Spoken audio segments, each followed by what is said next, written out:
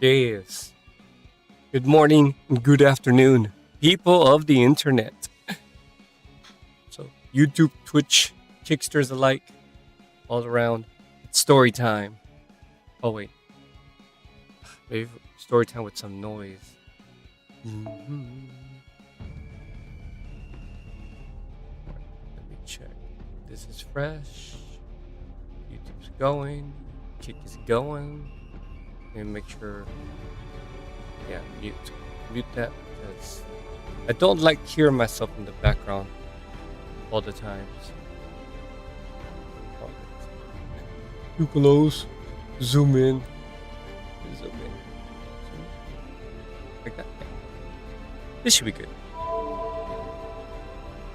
As you can see, I've been grinding. I made it to the final OC3 grind zone.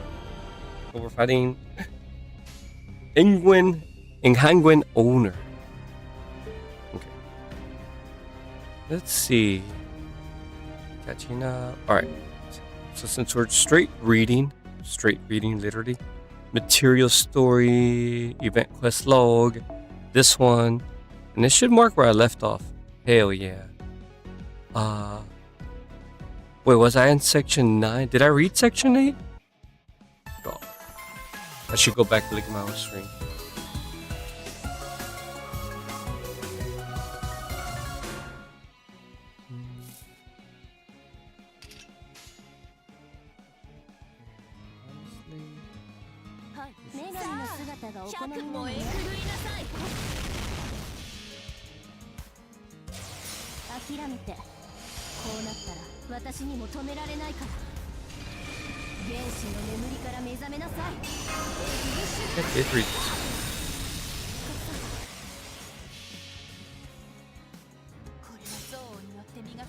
Yeah. Oh, I could have just skipped to the next one. Alright.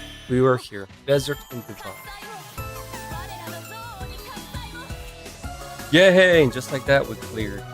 Here.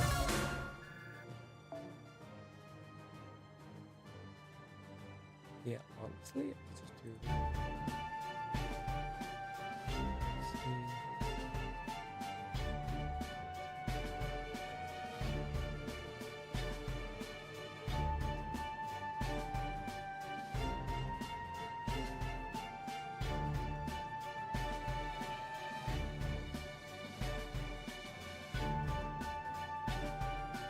Is that where we left? Oh yeah, with like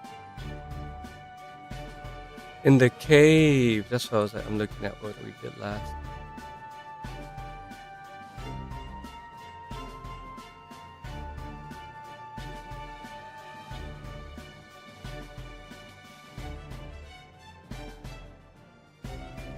All right.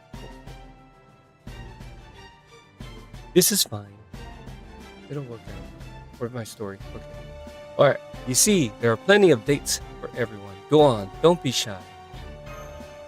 Dates are staples here, just as they are in my homeland. They're made by drying out date palm fruit. Of course, there may be no need to tell you about them, since I'm sure you've all had them many times before. My point is merely that you're free to eat as many as you like. I'm quite fond of them too. Delicious. Agreed. This simple sweetness and texture reminds me of dried persimmons. I could eat these all day. Munch. It's too bad our guest couldn't come with us. Look. Indeed. I suppose it just goes to show how seriously she takes her daily exercise routine. Yep. Oh, in the gym? Dubai Sports Gym. Desert Region Branch. Up. That's it. You're doing great, trainer. But I think it's time for a break. Your muscles should be feeling the burn pretty well by now. I can't stop here. My summer duty is the protection and preservation of nature. I must remain in top physical form. You really do take this seriously, huh? Seems I shouldn't be using the usual metrics for someone like you. Alright, time for the hard course. Let's find out where your limits really are. Give me another set. Absolutely. You have the makings of an excellent master. That's funny. Right. Let's see. We farm here. We farm here because I need to catch up. Such unwavering commitment to her principles. She is a true guardian of nature and the desert in every sense of the word. She can be a little too earnest at times, but I would still love to have someone like her as a general in my army. So what happened with Molay after that? Don't worry, we were more than fair. Once we've collected her fines, we'll arrange a legally binding contract with her and have her run a bank for us. Oh my god. The only problem was that her money lending operation wasn't legally authorized. As long as everything is above board, there should be no issue. There's no denying how high the cost of living is here. And when customers are trying to decide what to buy, well, the more choices the better, right? She was happy to agree, said it beat just sitting around a jail cell twiddling her thumbs. I can't tell if you're being magnanimous or devious. This desert feels a little different from my homeland, but it's still fine, a fine desert indeed. So, as a queen, it is incumbent upon me to enjoy this desert and ensure it remains peaceful. And economic stability is a critical component of peace. This is why I have brought the Queen of Sheba and served as my financial minister. He has been a great help in that department. Well, I do know a thing or two about making money in the desert. What do I know about the rumored beast?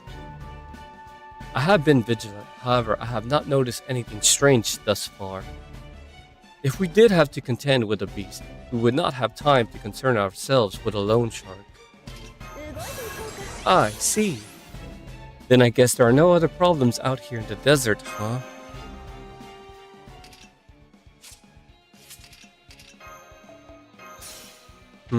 I don't know if I would say that. Why? Is there a problem? Not exactly. It's more of a request I have for you, though I confess, one, I am embarrassed to make. Good point. If anyone's up to the task, it'll be Master and his crew. Indeed, you see, we have been holding camel races to help drum up business. Camel races, right, I remember now. In the Middle East, they tend to race camels instead of horses. That's right. I read all about them as well. They're quite popular here. No kidding? We do not take bets, but we do offer prize money, and of course, the jockey's honor is on the line too. They are very engaging to watch. At any rate, we have received a word that some jockeys were unable to participate in the next race. Oh no. The reasons are understandable: a sudden illness, a camel injury, things of that sort. Whatever the reason, we now need to fill. How many slots are we missing now? 3, I believe. Right. We need to fill 3 slots. I'm hoping you might be willing to do so yourselves. You are all well known around here, and having skilled competitors in the race will make things more fun for the spectators. I guess I need to charge my iPad. I know this is quite a lot to ask, and so suddenly to boot, but I certainly will not demand you claim first place. Though, of course, if you do manage to place high, you will be rewarded accordingly with prize money. Ah, I see. That does sound like a great way to have fun in the desert, as much for riders as for spectators. Speaking for myself, I prefer oceans of water to seas of sand. I will enjoy this from the stand. Sounds fun, but I don't have a camel. I don't suppose I could ride my own steed, could I? Oh sure, that would be perfectly fine. What? My camel race is special, you see. Anyone who has a horse or mount of their own is free to use it. Yo, what's up, Messi? I then use illusions and perception blocker spells to make them seem like they're riding camels. What the hell? It was for real. So anything goes then. In that case, I could compete with my city mechanisms. Oh my god. Whole city is probably pushing it. A car, sure, but I can't really allow something to enter the race if it's too big to even qualify as a vehicle. Damn, well, I suppose a city my size could cross the desert in a single step, so it wouldn't be much of a race. Hold on, if we could use any kind of regular sized vehicle we like, wouldn't anyone driving, say, a car or a rocket ship have a huge advantage over anyone riding an actual camel? Don't worry, I've got that all covered. Whenever I cast the illusion that makes your ride look like a camel, I also apply a modifier that converts it to camel speeds. Oh my god. Wow. I guess when you think about it, it's more of a curse, really. At any rate, the modifier ensures that every racer moves at the velocity their vehicle would have if it was a camel. Which means that everyone gets to enjoy a fair, pulse-pounding, super darting camel race. All that said, I'd really rather racers compete it with the camel wherever possible. Haha, that's great. Then my steed and I can race after all. We're gonna go so fast. Come to think of it, don't you have a camel of your own now, Shufu? But... me? Well, I guess one did spawn when I got the swimsuit spirit origin. No idea why, though. Really? That's perfect. Then you simply have to compete. I always love meeting Darden's new camels. Huh? Man, talk about pushy. If I had to choose, I'm actually more of a sailor than a jockey, you know. Alright, if Nigatich and Sufu are going to compete, that just leaves one more slot. Why don't you take it, Mash? You should have no trouble thanks to Sir Galahad's riding skill. I suppose, but isn't that also true for you, Percival? Yes, well. But on the matter of enjoying camel races, the jury is still out as to whether it's better to spectate or participate. Besides, if you do it, you and Master could team up and race together. Duh. And since this is more of a festival event where it doesn't much matter who wins, then arguably the best way to enjoy it is to take part in it. I'm sure you'll have much more fun if you do so with Master than by yourself. You can absolutely ride tandem if you like. Camels carry two people at once all the time. I actually was thinking it'd be nice to try riding a camel. You too, Master? I didn't expect you to be so interested. Though I'm afraid we don't have a camel ourselves or even anything we could use in place of one. Oh, if that's all, I can just rent you one for my special flock. I have plenty to go around. Well, letting Master have a truly relaxing vacation is one of our main objectives, so I guess. Alright, I'll do it. I'll compete in the camel race along with Master. So you're going to be one of my opponents now. I'm really excited. Damn it, why'd I have to get stuck with someone random ass camel in the spirit origin? Oh my god. Well, if you two are competing then, I won't have to worry about trying to win.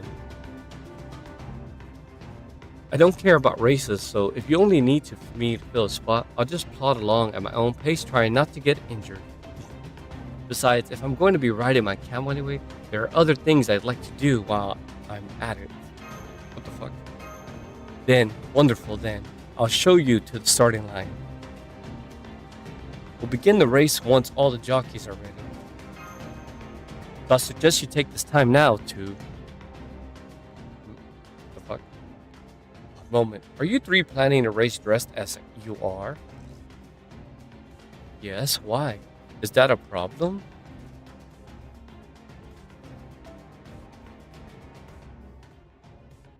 I mean, they can't ride in bikini? I suppose it's not my place to say anything, but you should know that around here, people can be criminally punished for unchaste behavior. So I advise you to pay close attention to your appearance and be careful not to dress inappropriately. Coming from Zenobia, for real? At the pot calling the kettle black. Oh yeah, that's funny. Yes, what is it? Haha! As it fades out with her inappropriate attire.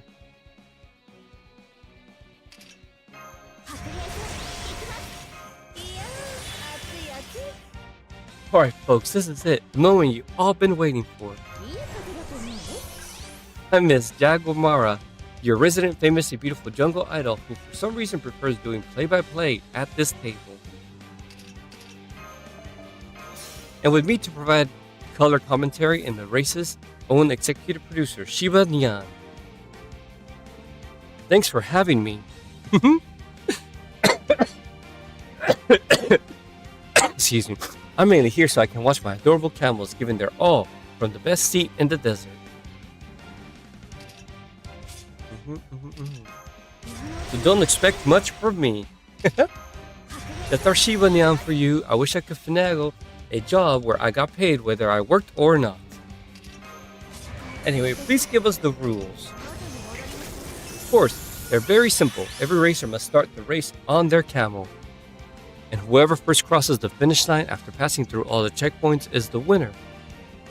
Racers may not attack another racer's camel. They may, however, attack each other. So please feel free to enjoy a bit of battling while you race, but keep it within reason. Ooh, baby. That's the kind of talk that gets this Jaguar warrior's blood pumping. And now, let's introduce the racers. Here they come. But contestant number 1 is who else? Queen Zenobia. I never said I wouldn't compete myself. I'm quite a talented rider of horses and camels. Do not hold back. Give me only your best. Contestant number 2 is none other than our very own Master and Mash Gearlight. Thank you. I'll do my best. Master, I know you're already riding the camel, so you could get used to it as quickly as possible. But could you maybe try waving to spectators a little? Nope, sorry, I didn't realize camels were so big. That's right. You could also use the thing that makes that big boom sound. I'd kind of like to hear it myself. You mean that war conch? I'm afraid I don't have it with me right now. Maybe next time. Hooey. By the by, our introduction is starting with the more normal contestants first, so keep that in mind. The fuck. Next, contestant number 3, Shufu, the terrifying summer beermancer. Hi, I'm just here to fill an empty spot in the lineup. If any of you are thinking of placing bets on me, I strongly encourage you to reconsider. Not to worry, here, gambling is a criminal offense. Oh, okay. Anyway, I'm just gonna do whatever, so there you go. Next up, contestant number 4, register 2. Some random camel owner is Robot Jockey. What the hell? Robot Jockey. Oh, I read about these when I was studying, so they really are using one. Wow. Makes sense. Lighter jockeys have a significant advantage. Reminds me of servant versus surrealism. Our next contestants are all using camel substitutes. First up, contestant number 5, the assassin from the north. Even now, I still can't tell if she's a fellow cat or not. Dobrindia Nikdic. I'm gonna have so much fun. Remember, I used my spell to change your mount's appearance and restrict its capabilities. But don't expect your camel to take the skies in this race. The dragon.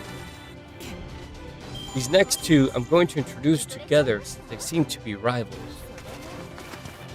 What? Contestant number 6, Madame Carmilla. Contestant number 7, Takeda Harunobu. I only agreed to participate in this race because I was told I could show off my machine's true capabilities.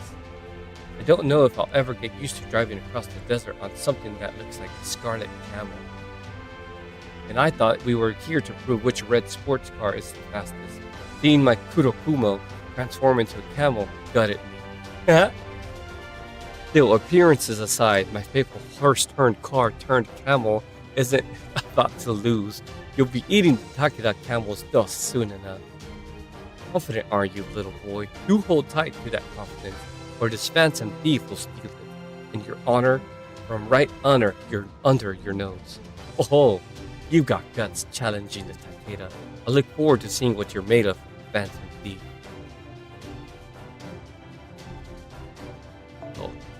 Remember, even cars are restricted to camel equivalent speed, so you can have a fair competition with all the other jockeys too.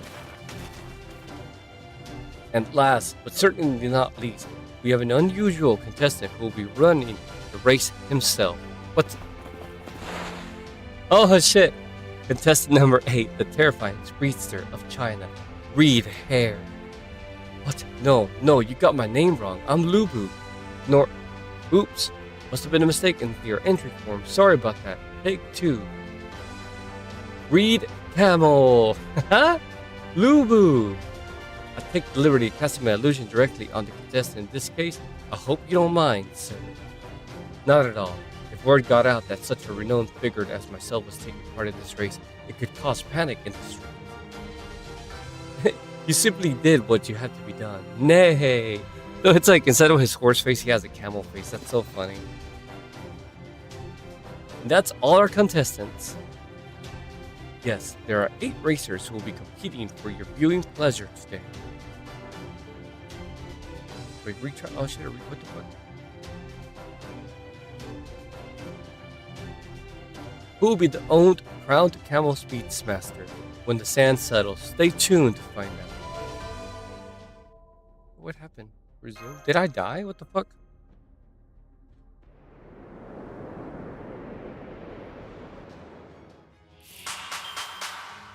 Oh. And the robot. That's so random.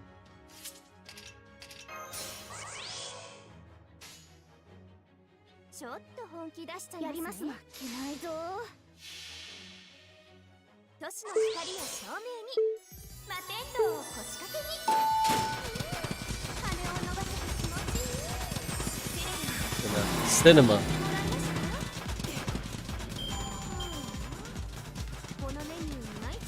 There's only, oh, now that we're underway, guess there's only one thing to do. Come forth, imaginary lady you. The hell. Oh, hey, Shufu riding a camel. Seems like fun. Okay, sure. Go on then, take me with you. Yes, my lady, believe me, I would love nothing more, and so I'm happy right now. If only this moment can last forever. Yeah. Alright, now that this trip is guaranteed to be a treasured memory for me and imaginary lady you, I'll just have to make sure our trip to our destination is as safe and luxurious as we were on our honeymoon. Woo!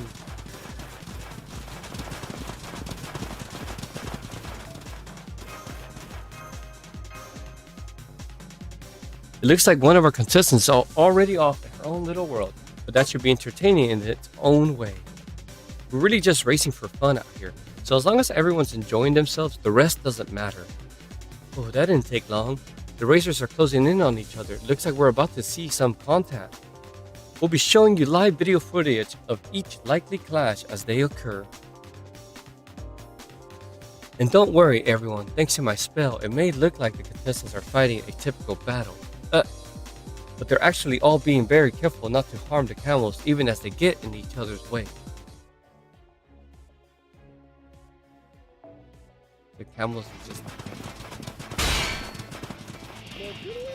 You're red hair alright. I'm still impressed by just how strong and fast you are.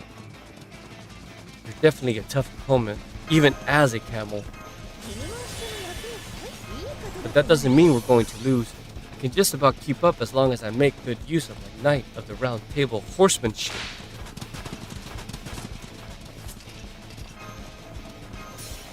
As I keep reminding everyone, I'm Lubu. And while I'm at it, I have a question. Why do you refuse to look me in the eye? If I didn't know better, I think there was something wrong with my face. No, not at all. Still not looking him in the eye. Sorry, I don't know what you're talking about. Behold, Lubu from behind. Now, from the side. Trying desperately not to crack. Coward! Coward? I don't know what you're talking about.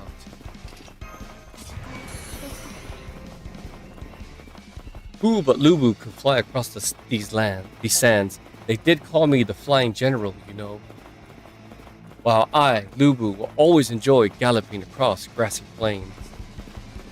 Mhm. There's also something to be said for running through the dry winds of desert dunes. Let's keep this pace up. Mhm.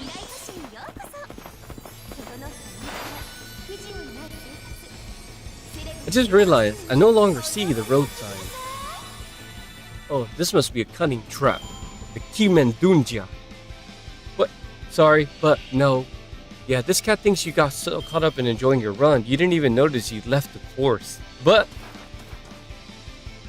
when did I end up surrounded by wild camels?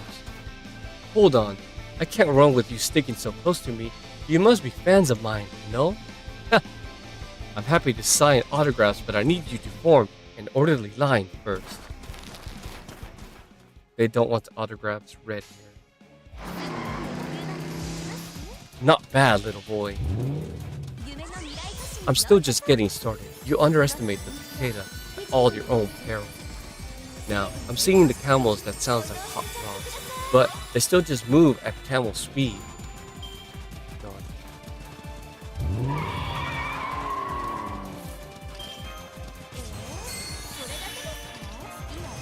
Whoa, they're riding on their camels. They're drifting on their camels. They're incredible camel jockeys.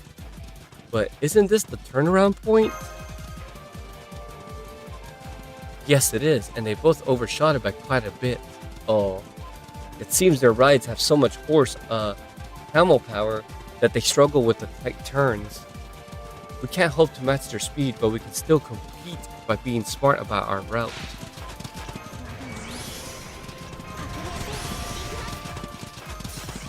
I can see now how you made a name for yourself in the north, Bogatyr. Keeping up with me is no small feat, especially when you're not familiar with the desert. I'm used to navigating treacherous tundra. Compared to that, sand dunes are no big deal. And that's not all. We've caught up to them, Master. However, my whole goal for the summer is to enjoy myself. This race is no different. So I'm focusing less on winning and more on just having a good time. But, nicely done. Oh, I'm not about to pass up this chance to get in on the fun. Myself. Of course, I already expected as much. I've been looking forward to fighting you. It looks like we have another race battle on our hands, Master. Then we'll just have to find a way through while we fend them off. Yep.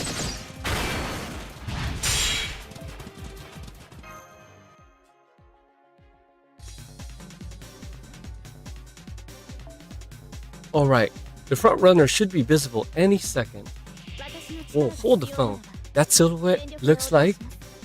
I can't believe it. The first one to reach the goal is... Yep. Oh, the fucking... Is the robot? That'd be Master.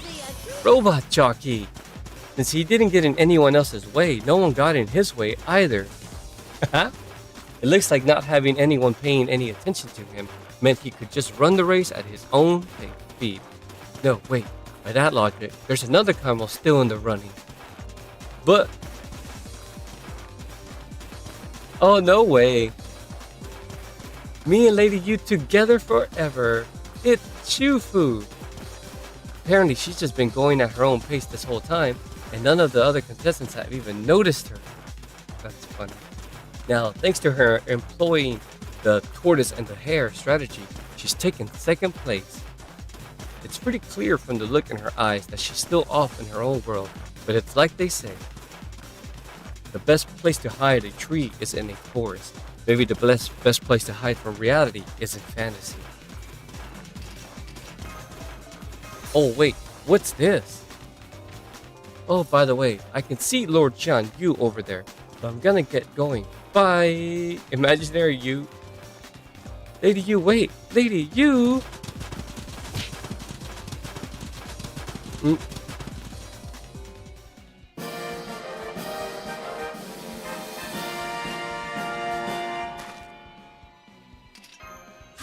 Well, I've been holding it in as best I can, but my imagination just couldn't hold out any longer. My image of Lady U is so perfect in every detail that it wound up too real. Oh my god. Huh? Unbelievable! With a surprise burst of speed, Shufu surges ahead to claim first place. The winner is Shufu! Yo.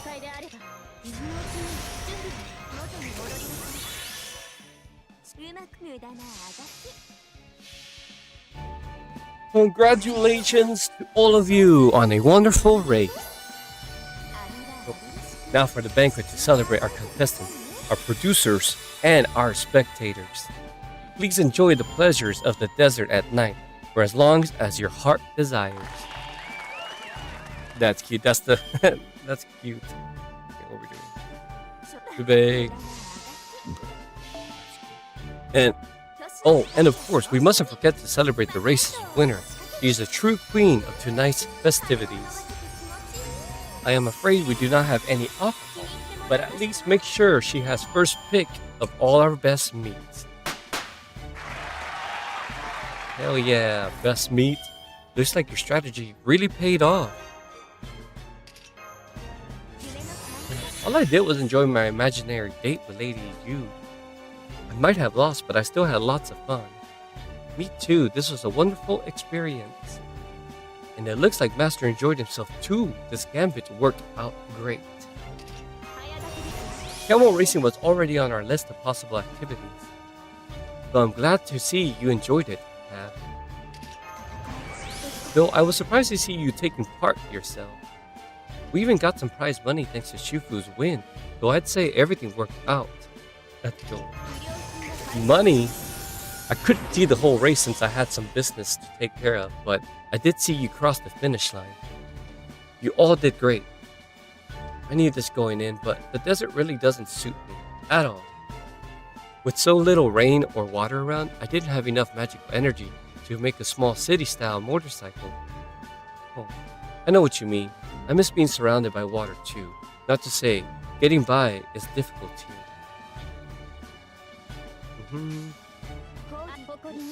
It's nice that it's not too cold, even now when the sun's setting. For a desert, the temperature doesn't seem to fluctuate all that much. I think it's because of the terrain. As I thought, there are some things you just can't grasp until you experience them yourself. I'm looking forward to enjoying an evening at a campsite in a comfortable desert. It looks like the food's ready too. That meat smells really good. I think I'll go get some. Better load up my plate too, as I'm still a growing boy. A growing boy, yes. Of course, I see there are also mountains of dates to enjoy, as well as other sweets I'm not familiar with. My hopes are high. Then what are we waiting for? Let's take the queen up on her generous offer and enjoy the festivities.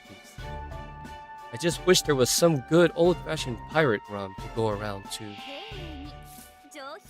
Man, lack of alcohol.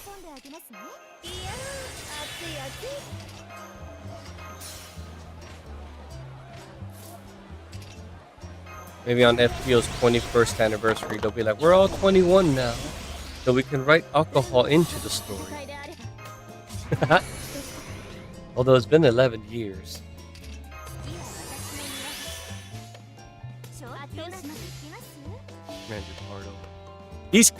These shish kebabs are great. I love nice, simple dishes like this. Feels like just the kind of thing you'd eat while off on an adventure. Seems kind of like peasant food, not a treat for royalty. But they're sure tasty. How dare you? Something wrong with Monte? I was just thinking about how Ruggiero used to eat skewers like this all the time. Bah. Yes. I'm thinking that, then Ruggiero might be somewhere close by again. I've got to go look for him.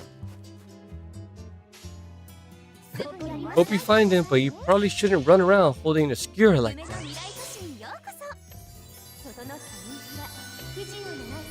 And now for some entertainment, starting with belly dancing. Of course, Matahari.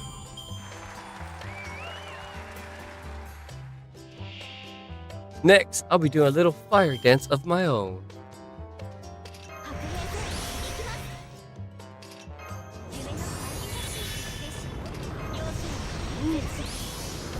Fire dance.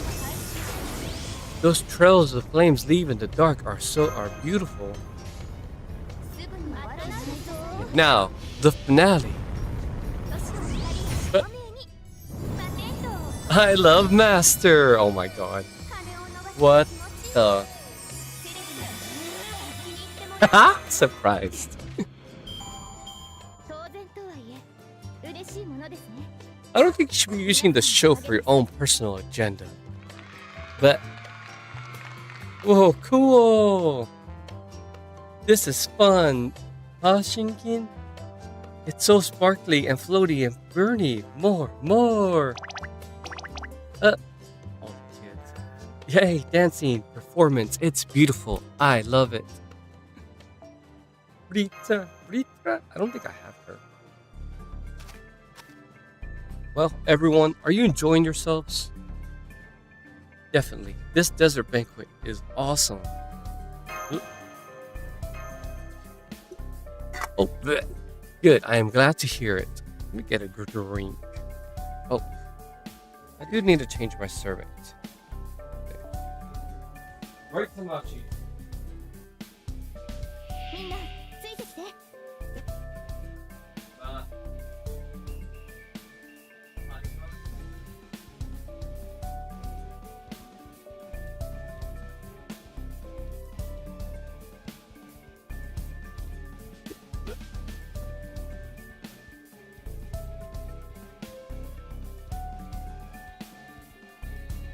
Whee!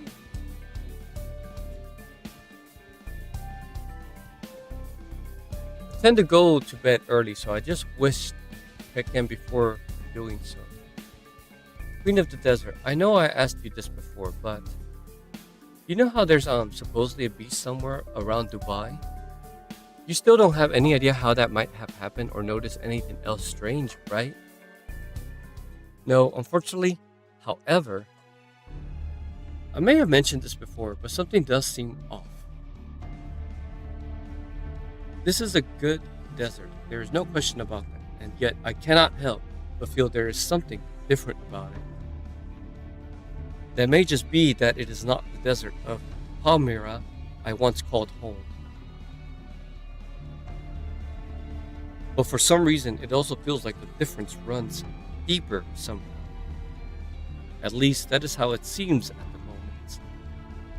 I apologize for being so vague. It may just be that the race has me overly excited and that is throwing my sense off. You feel something is off.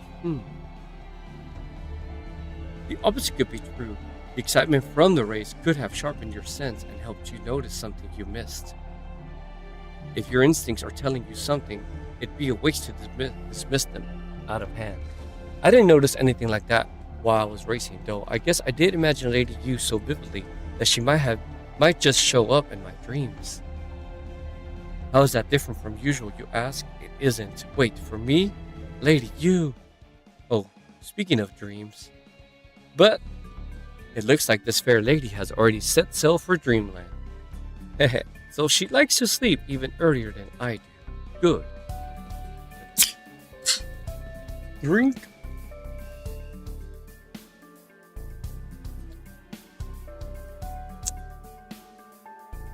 Good. Do you have a ride back to your hotel?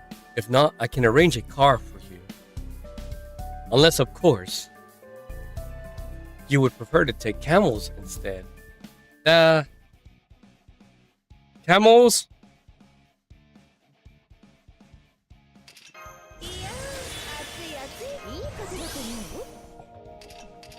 Everybody checking in at their rooms, huh? Here's today's report. Molay seemed like a strong candidate, but turned out she was only up to her usual tricks. So unfortunately, we didn't get much information from her. Yeah, I wish we could at least determine whether this happened naturally or if someone intentionally changed her. Honestly, if it's natural, I don't think there's much we can do about it. However, if it's intentional, then our top suspect is still, yes, Bibi, the one who invited us here in the first place. I know I'd be late to be asking this, but Is it even possible to do what we believe she has? Do we know of any technique, spell, system, noble phantasm, or law that could turn someone into a beast? And does BB even have access to any such ludicrous methods?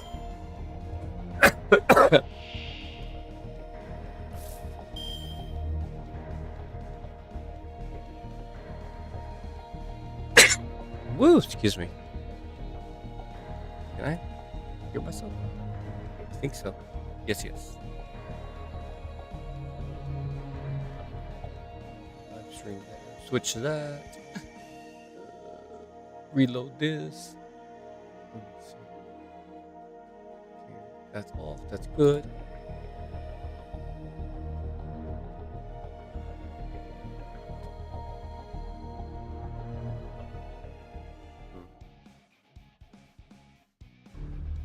Methods? I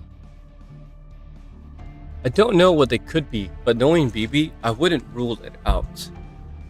She's basically always been a computer bug come to life, so I'm sorry, I wish I could say for sure. A computer bug come to life? What a scary thought. In fact, my earlier rampage was caused by a computer bug. Munching on chocolate dates. I asked you to come too because I'm getting tired of keeping up this deception. So now that you're here, tell me this, what did you mean when you said I smelled like the servant at first? Exactly what I said. I smelt it on you. I don't know anything more than that. More questions are not what we need right now. Anyway, let's set aside how this could have happened for the moment. Should we look into BB again to see if she's responsible? Oh right, I thought I might learn something if I talked to her, so I tried to contact her when I had some spare time. But she never got back to me. Again, I'm sorry I couldn't be more of a help. I can't even tell if our connection has been cut off, or if she closed it intentionally.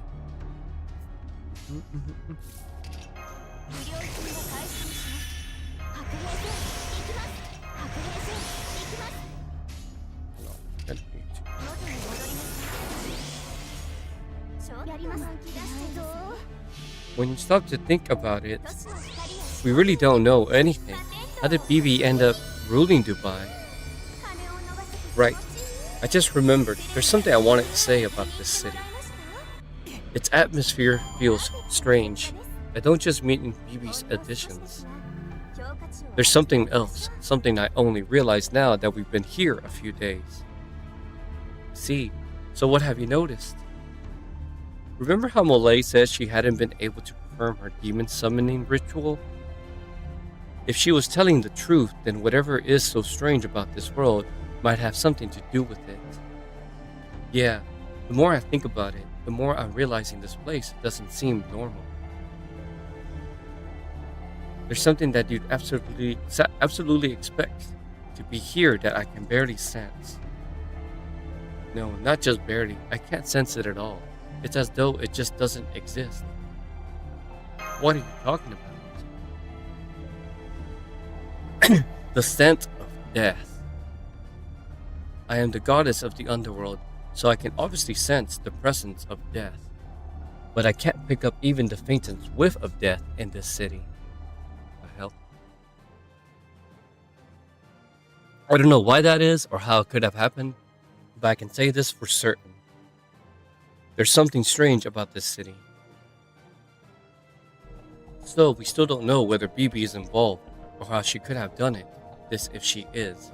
Alright then, changing gears, I have a report of my own to make. This has been on my mind for a while now. There's something strange about this city. Yes, strange city. So today I decided to investigate further and see if I could discover what that was. Really? I've been so taken with this lovely modern city, what could be so strange about it? I'll come right to the point. There's been something off with the map this whole time. Take a look at this guidebook I got at the Dubai Mall. It covers Dubai's history, of course, but it also includes a map of what it looks like today.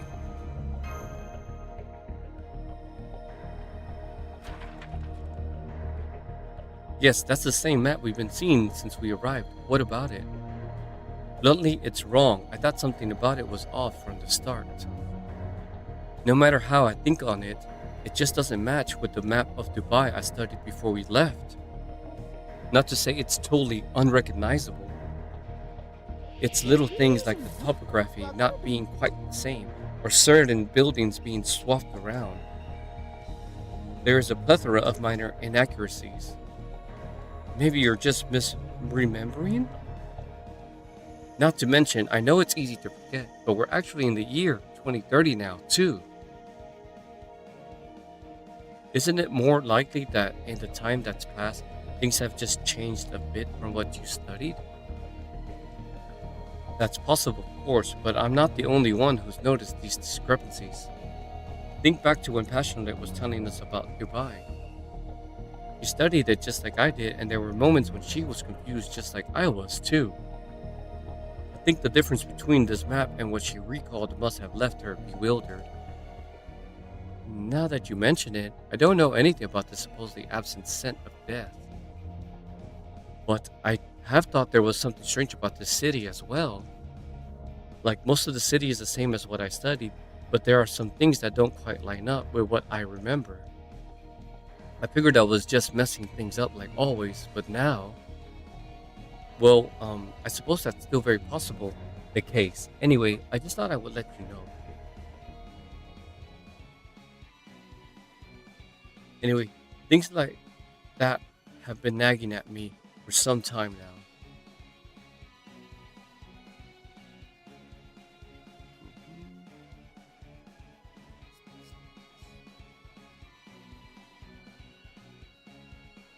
So today I decided to ask these two servants we ran into at the breakfast buffet this morning to investigate. But I went to investigate the enormous tower believed to have been Phoebe's stronghold. But the bounded field was so powerful I could not get close.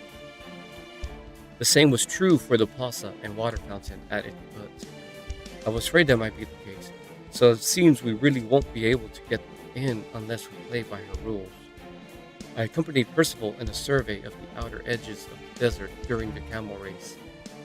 Oh, is that why you passed on your chance to participate in the race yourself? That was one reason, yes. I was looking for an opportunity to investigate the desert, and that seemed like my best one.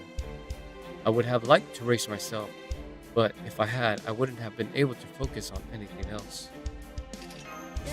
At any rate, I'll get right to it.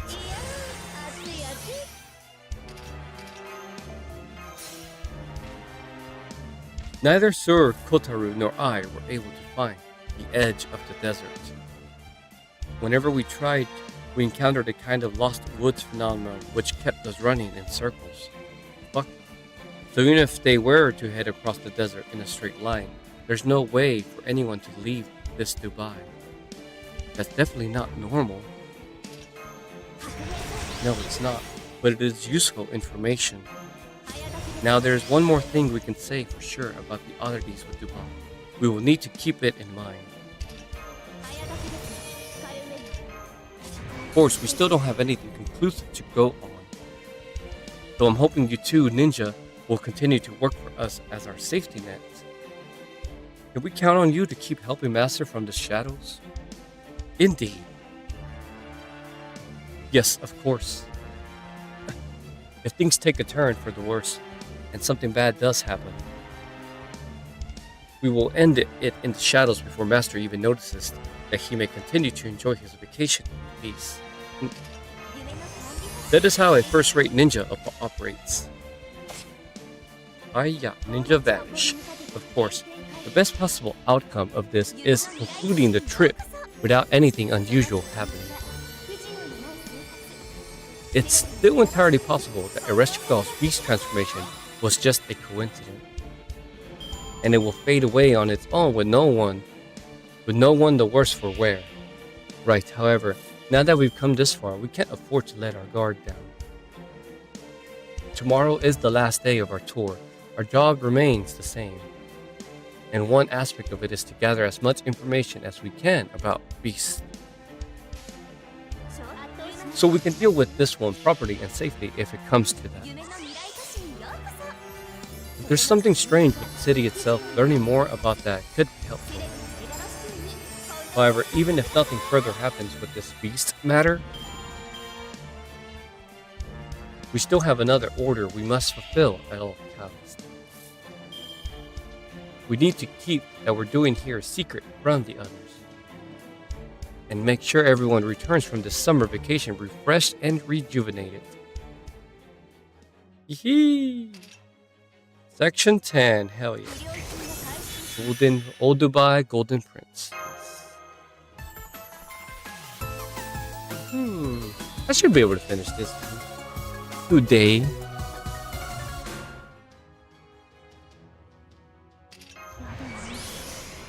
I like doing this one. Okay, everyone, today's sightseeing has been fun, but now it's time to visit the final area. I'm going to miss this trip when it's over just as much as the rest of you. But for now, let's not worry about sad things like that. Let's focus on having the time of our lives. Woo! Gosh, just hearing you react so positively makes me glad I got to be your guide all over again. Anyway, we're currently on our way to Old Dubai, one of the city's more historic areas.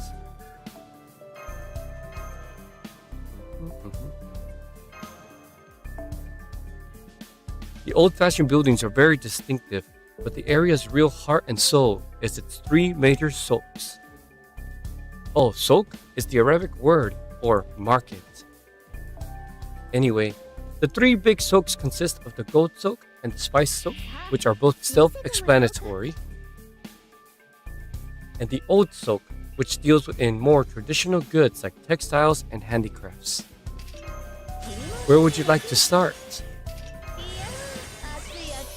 One of the best ways to tell how prosperous a city may be is by seeing how much gold it has at its disposal. So personally, I like to start with the place that can do just that. It works for me.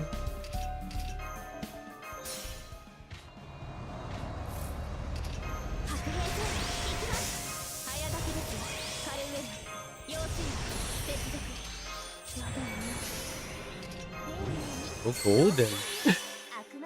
Whoa, look at all that gold.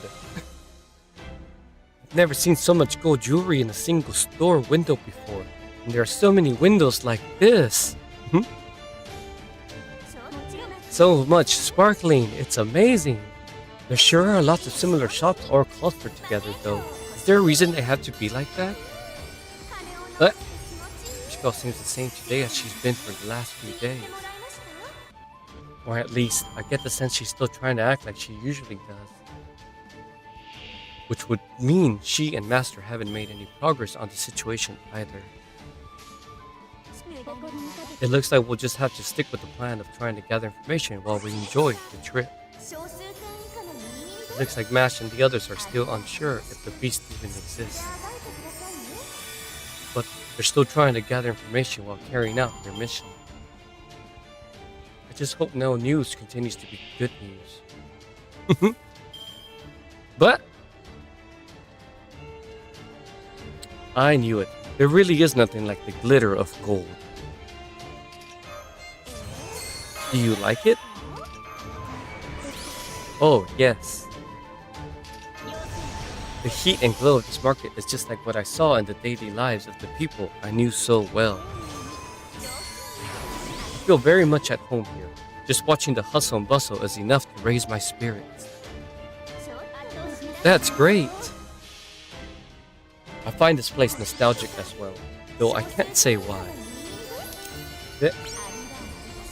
Agreed, the grounded vitality of daily life, the fervor, the smells, the heartwarming din. This is exactly the kind of cultural experience you can only get by visiting a place yourself. It's wonderful, truly wonderful. It's a real hodgepodge here, but it does feel like a good place. There's lots of different kinds of people here too. Different kinds of people, what?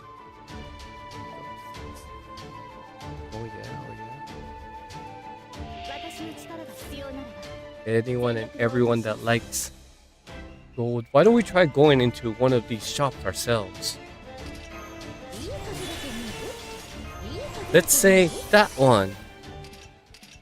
Yeah, don't they have the infinite credit card? They can buy anything, right? Welcome. Thank you for coming. We're proud to offer high quality products at affordable prices. In fact, we guarantee you won't find a better deal anywhere. Let me just make sure of something.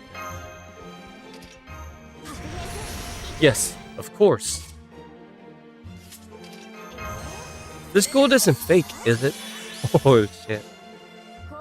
That is a very good question. To answer it, we would have to begin by defining our terms. Oh, what is real gold? What is fake gold? Structurally speaking, I can offer my full assurance that our products can most certainly be called gold. Bearing that in mind, is there truly any difference to be found between real and fake gold? Is it the process by which their structures came about? Hypothetically, even if there was some sort of interposition involved. Okay, thanks for your time. So did he transmute it or make it? Hey, wasn't that shop? It's probably best that we don't think too much about it. Since its storefront sat on the main street, let's just assume they weren't breaking any laws. Maybe this is what they meant when they said buying things in the souk isn't always a straightforward process. From what I read, you need to understand the local purchasing customs before making a transaction. That sounds right. If only there were someone around who was knowledgeable about the sort of thing to give us pointers. Someone knowledgeable, huh? I think I might know just the person. I actually wound up here by accident the other day while I was going for a run on the beach. Which is when I ran into him. Covered that kind of distance by accident? That's great, and let's ask this person to show us around. Alright, here, this way.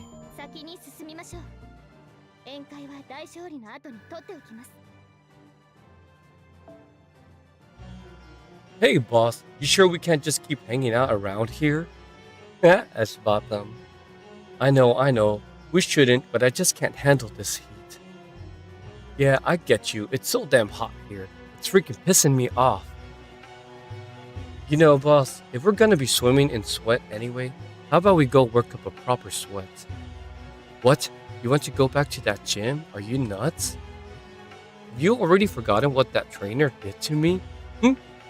When I went there earlier, it was merely to take advantage of their free trial. But then that woman came along with her pleasant smile and her perfectly chosen words of flattery, and subjected me to a torturous training session like nothing I've ever seen. My muscles ached for days.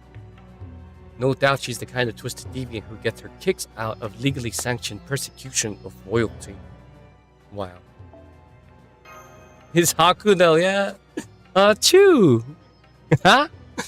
Why do I get the feeling someone's talking about me behind my back? That's cute. Anyways, I just don't feel like doing anything. If only something fun would happen. Something that would give me a real jolt of motivation. I see. So you found a certain self-proclaimed celebrity prince.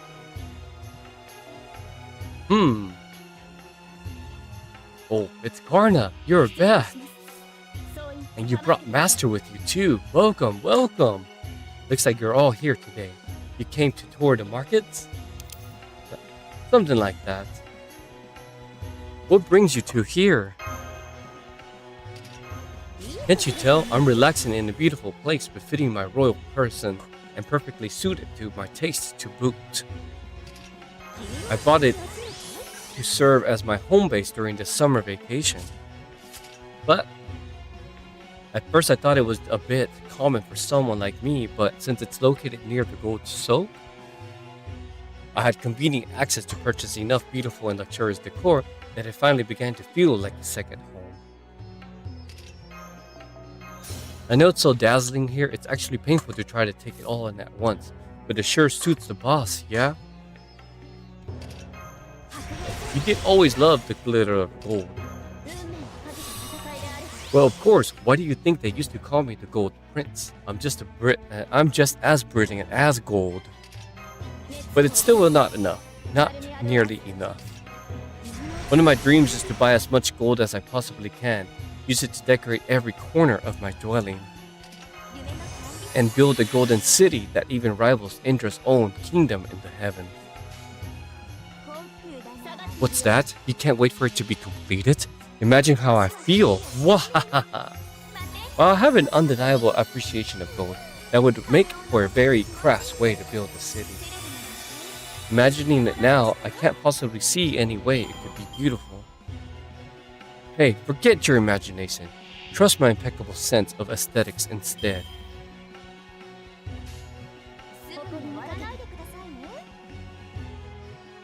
So, on another note,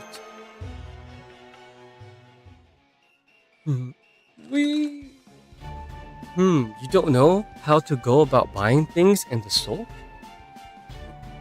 Wow, you really are just as hopeless, ignorant commoner, aren't you? Very well then, I, history's strongest, most esteemed, and master of all trades including shopping, Prince, shall deign to teach you how to make the most of your time in this market. You must learn the fine art of haggling. That is the key skill you will need here. Huh? That reminds me. Every guidebook I read said that shopping in the soak area involves negotiating the price of your purchases. I think they said a lot of the things sold here don't even have price tags. So if you just accept what the merchant tells you something costs, you'll end up overspending every time. Yes. The haggling is one of the most enjoyable parts of shopping at local markets. That said, it can be difficult for those who aren't used to buying things that way. Fortunately for you, I'm willing to teach you my methods. Be grateful for that. I'm glad to see the boss is finally feeling motivated again. I was starting to get bored of just hanging out here, so you better believe I'm joining you. Of course. Yeah. Fine, I can't say I understand exactly what it is he's planning, but this would hardly be the first time he's gotten swept up in a situation. You could say that again. Man, how long it's been since the three of us were all out together. It's gotta be ages.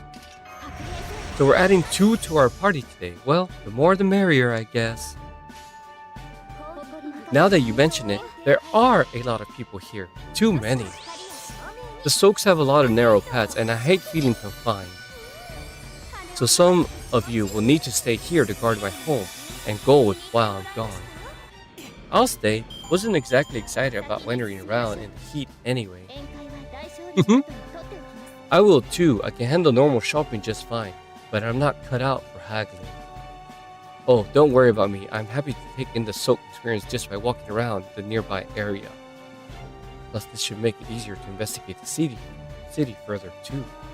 And I think I'll do the same. Are you sure? I thought your private business skills would come in handy here. Unfortunately, our negotiating skills were more focused on selling than buying. And I'm still used to acquiring my cargo via more direct means.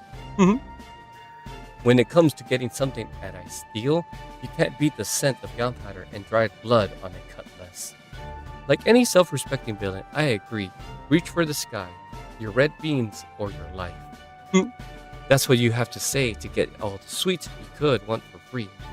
I don't know how it works, but it does. Alright, let's start with the gold sock, since that's the closest one. Follow me. Into the gold soak to go shopping. Beast! Don't know, don't care. Let animal control handle it. Well, I see. I can smell it around here, somewhere, but it's been weirdly hard to pin down. Feels like it's near and far all at once. Pisses me off. Rodana, are you actually good at handling? Oh, right, I know what you're thinking. You're thinking the boss is the kind of guy who will just cough up whatever the sellers ask for. without a second thought, right? Well, yes, he doesn't strike me as the kind of person concerned with saving money. In general, Duryodhana only pays the asking price when he's buying something genuinely valuable. Damn straight, he doesn't mind paying for quality. Plus, he's always happy to show off how generous he can be.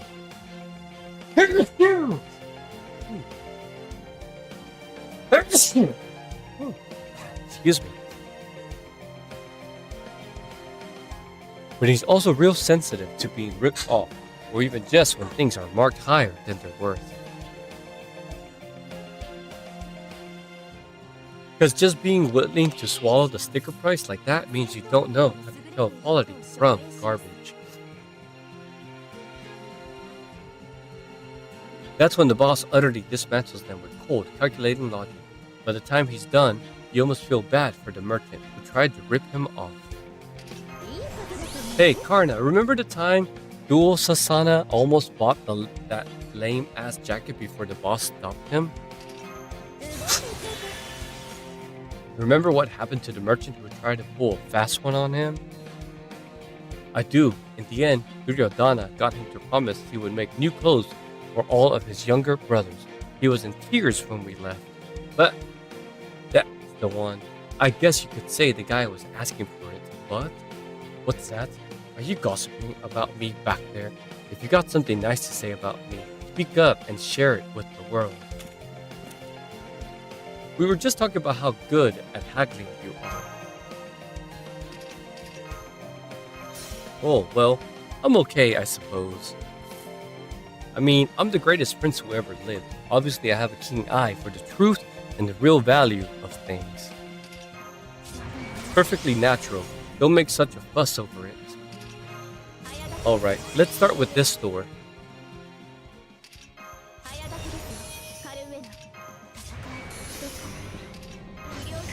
Hey there, welcome to... Oh, it's you, Master.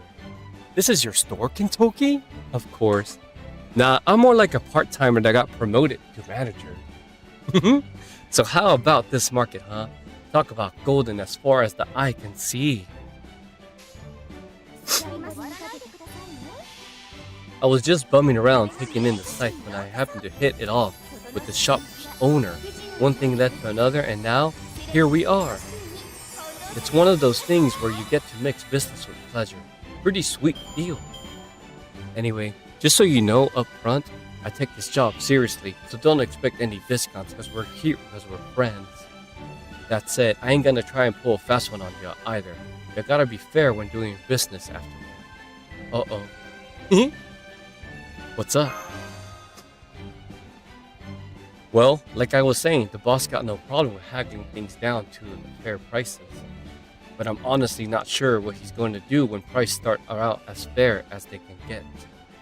Since he's here to show us how to shop at these soap places, wouldn't he haggle anyway then? Nah, he'd never act against his own principles. I really don't know what he'll do when two of his principles conflict with each other though. I don't know, but I suspect that's why we're here. Yeah. Alright, let's see what happens. What's up, sir? What you looking at?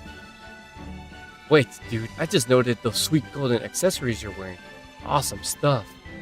Those are some of the finest pieces of jewelry I've ever seen. You got great taste, sir. Oh, you could tell. You clearly have a discerning eye yourself, then. And I see your store has an excellent selection as well. This necklace, for instance, is exquisite. Right? This shop's all about providing quality goods at reasonable prices. He's clearly telling the truth. The prices are all very reasonable indeed. But that does mean there's no wiggle room. What about this? It could be a little cheaper. I know you heard me when I said reasonable prices. And it wouldn't be golden of me to lower them without the owner's approval. Pay attention, Master. It's time for your first lesson.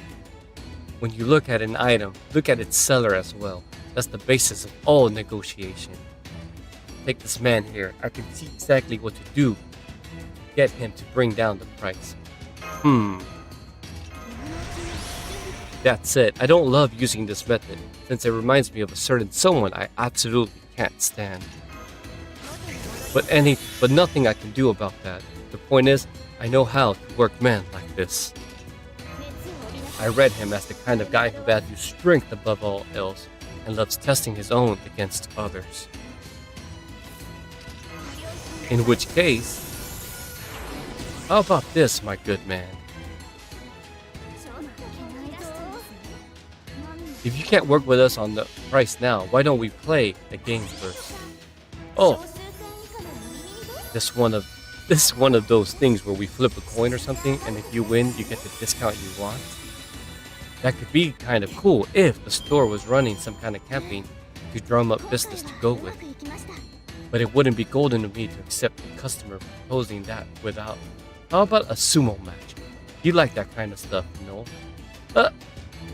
If we win, you'll lower the price. If you win, no discount necessary. Come on, you can't expect me to.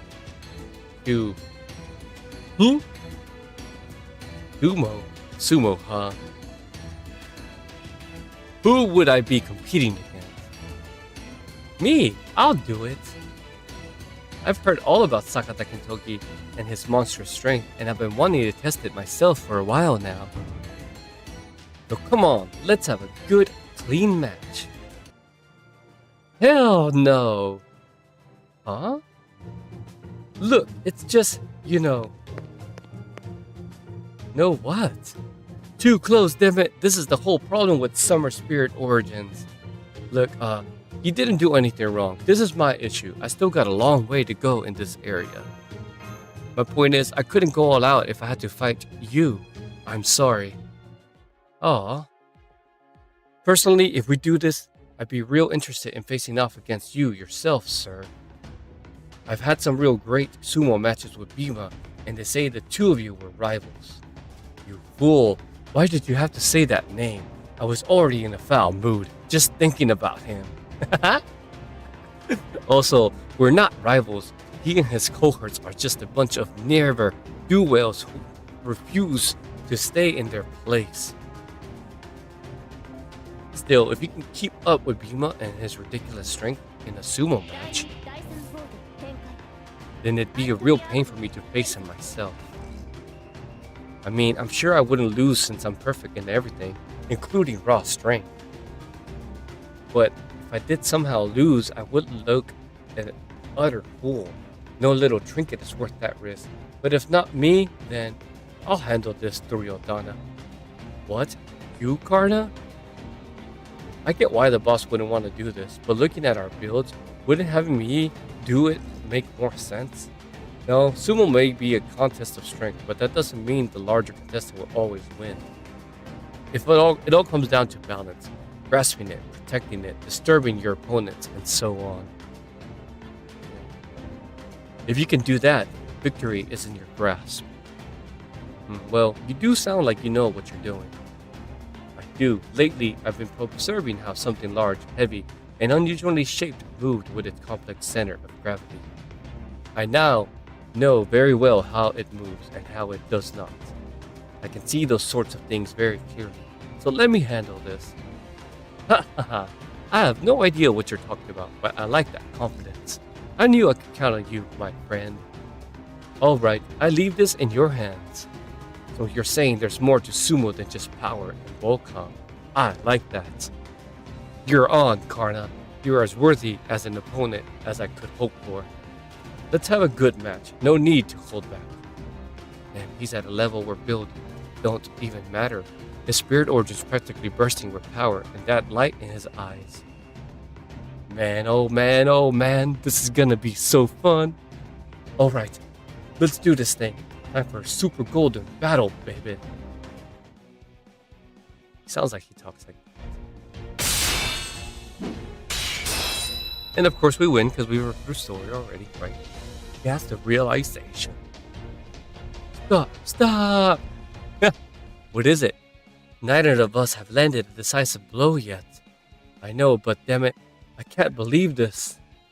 We said we were gonna do sumo, so why are we using our weapons? I almost I almost said something, but... Damn, sorry. I didn't even realize what I was doing. Your fighting spirit was so golden, I had my axe out before I knew it. I must say the same, though I don't mind you using it. Thanks, but let's save that kind of fight for another time. You know, I bet you'd make a pretty good berserker. Anyway, that was a nice golden sweat I worked up, thanks to you. Our match may have ended without a winner, but it was a great workout, so... Alright, you win. I'll give you the discount on top of that necklace. Oh? Good, good. Glad to hear it. I considered creating a baseless who drew their weapon first argument, then using sheer momentum to shut down the spat and make you lose by default. But it looks like that won't be necessary. Wahaha! That's the boss for you. You could say he never misses a trick, or that he doesn't know when to give up. But when he's got his sights set on something, he'll always come up with what a way to make sure he gets it. Thanks. Come again. So, what do you think? You got this beautiful gold necklace, and at a bargain, no less.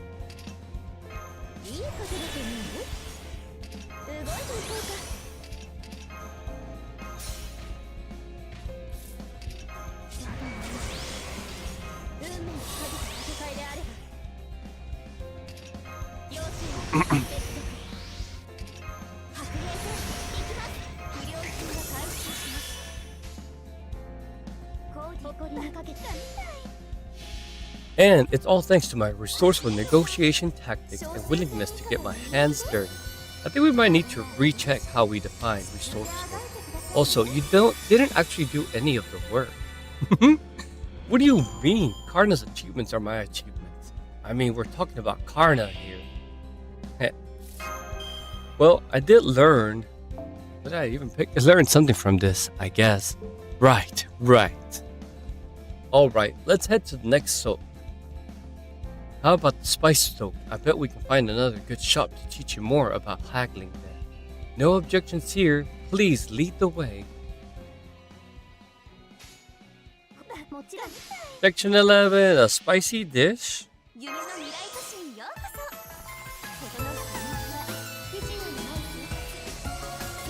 And dot.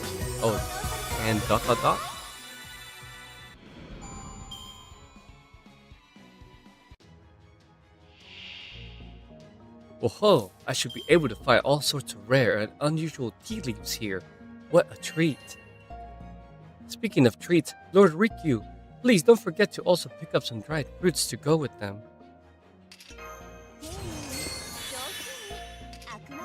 What a wonderful selection of medicinal herbs. These could be just what I need for that new elixir I've been cooking up.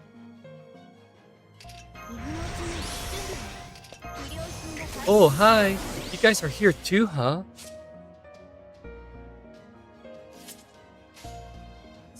You can probably guess what I'm doing here. Don't tell me. You're wondering where my fellow spicy food aficionado is, right? She went off on her own. She said something about how much mild spice couldn't be all the world-famous spice soap had to offer. Then she went off to see if she could find anything spicier in the back alley stores. She's probably infiltrating some secret spice shop right now to get her hands on the hottest seasoning she can find. Anyway, if you see her, give her my regards. And by give her my regards, I obviously mean tell her to get enough for me too.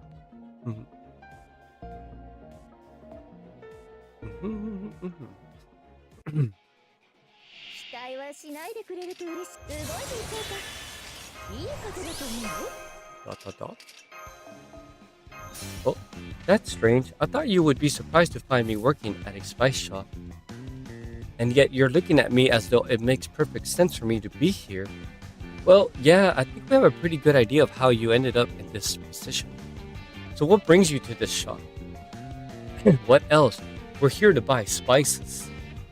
Do you have any particularly truly premium spices? Something worthy of a royal figure like myself? This shop carries nothing but spices, so yes, of course we do. Particularly premium and worthy of royalty? How about this? And now the real battle begins. Well, this is not a ripoff per se, but it's still far higher than it should be. Lower it. Oh, right into haggling then. How foolhardy, even insolent. Still, I commend you for your bravery. Also, your faint but unmistakable kingly aura. Oh, does that mean you'll give us a discount? I never said that. I am Amor, the god of love and judgment. I am one of the chosen few who excelled at asset management. You excel at asset management? From love comes marriage, and from marriage comes the managing of assets. Wow. And there aren't many others out there who can wield a balance sheet like I can. So if you wish to make a request to me, you should know what I'm going to ask in return, right?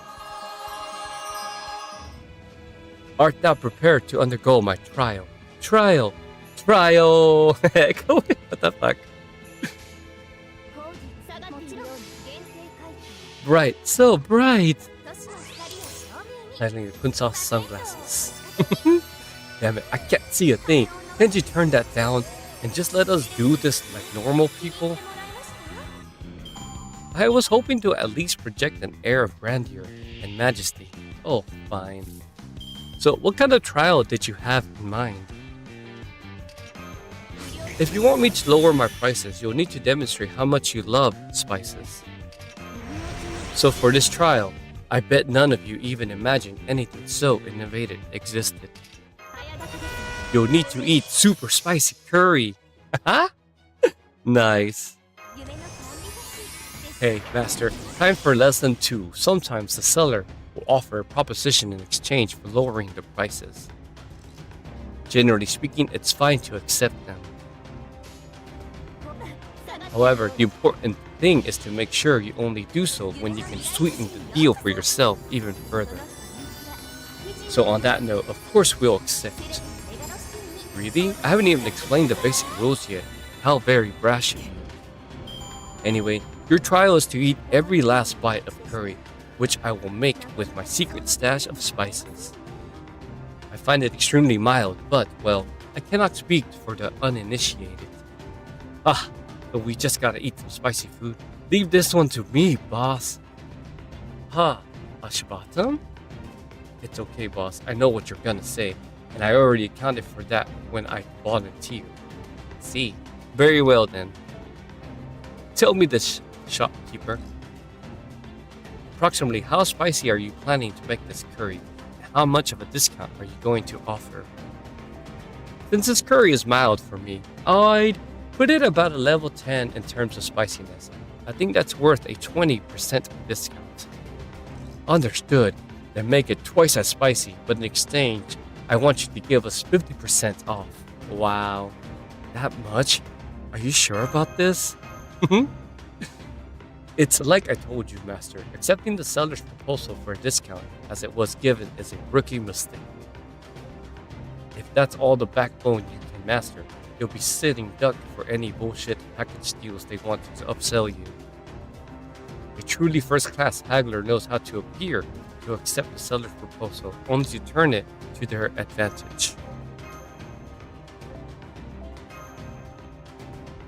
And I had a pretty good feeling the boss was gonna say something like that, which is why I told him not to sweat it. I see. Level 20 is just spicy enough that it's effectively dipping a toe in our divine realm. Oh wow. Alright, I accept. These numbers sound very abstract. Are you sure about this? The only thing you need to handle spice is the guts to push through the pain, and I've got those in spades. No way am I gonna lose here. The fires of rage burning in my blood will consume any spice thrown into them. Well said, Ashbottom, brave son of Drona. This match should be easy for you. Go on then, I'm counting on you. That curry smells really good. It's ready. Hold on while I serve some.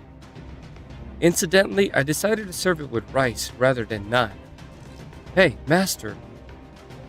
I'm fairly sure Ashvatam has this in the bag, but I'd also like to avoid a worst case scenario, just in case. Is there anything you can do to give him an advantage? Well, I've heard lasses are good for this sort of thing. That's it? What about, I don't know, keeping some hired thugs on hand to jump out if it seems like he's going to lose? And have them mess everything up so no one can tell for sure what the outcome would have been? Well, I guess we don't have time to get that deep into it with them already about to start. So I guess I'll just follow your lead and do whatever little things I can to help him out.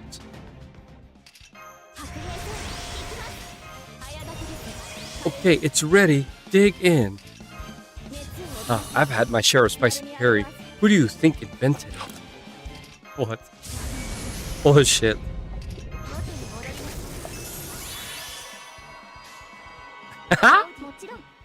The different stages it takes him.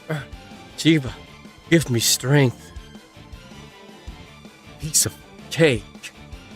Is anyone else worried? I mean, that was one bite. Don't worry, I can see his warrior spirit burning strong and stubborn. If I didn't know better, I think he was fighting for his very life. I understand sometimes even if your chances of winning are slim. Once you've set foot on the battlefield, you have to fight to the bitter end. Stand strong and fight hard to your last breath. Brave warrior, I'll make sure you don't die alone.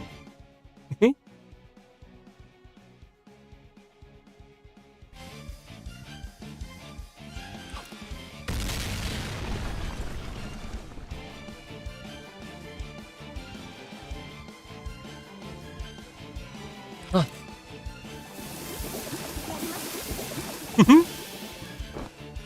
That all you got? You can do this, Ashvatam. Hang in there. I know you have it in you. You're as strong as they come. I've seen it firsthand. Then, Hey, shopkeep. You mind if I stand up? You know how spicy food just makes you want to get up and move around sometimes, right? I understand, that's fine. As long as you don't let go of the plate. Good, she agreed. Boss, master, I got a favor to ask. This curry's a more formidable foe than I thought, but I'm sure as hell not gonna lose. But to win, I'm gonna need the rage flowing through me to burn hotter than ever. That's why I want you to attack me. Oh wow. I know I can beat this thing as long as I've got the exhilaration of combat hyping me up. Are you serious? Did you really go that far? He will. Look at him. That's the face of a man who has never been more serious in his life. Ashvatam's more than just an unstoppable incarnation of pure destruction. He's also a first-class tactician, well versed in the art of strategy. So if this is what he says he needs, it must be crucial to his success. Alright, here goes. Well, if this really is necessary, I guess we fight Ashvatam. I can pitch in too if it's not enough, but I bet it will be. Leave it to me, I'll help too. This gets stranger by the moment, but if it is what we truly need to do, then alright. Besides, I can understand how encouraging self-inflicted pain can be. What the fuck? Just what I expect from you, Karna. Great strength. Keep it up. Alright, let's dig in. What does he eat? He eats and fights. It's actually working. I can't believe it. More! I need more! Don't worry, if you accidentally hit me for real, it'll take way more than that to kill me. Alright, Curry, get ready, because you're going down the hatch. Eating curry, man. Bravo! You did it. You ate the whole thing. Alright, way to go, Ashvatam. I knew you had it in you. Though, not without it taking its toll. Damn it, that's all you got? Ah, I eat spice like this for breakfast. Incredible. He sprawled on the ground, but he's still digging away at the floor with his spoon. That's a Spartan for you. He's got more guts than anyone. That was a fine show of appetite indeed. In fact, it's made me a little peckish myself. As promised, you may now purchase this deluxe spice set for half price. That's the blood, sweat, and tears discount. Thank you for shopping with us. By the way, if any of you happen to know where I can find some of the top secret ultra spicy seasoning rumored to only be available in the city's blackest of black markets, I would be most grateful if you told me.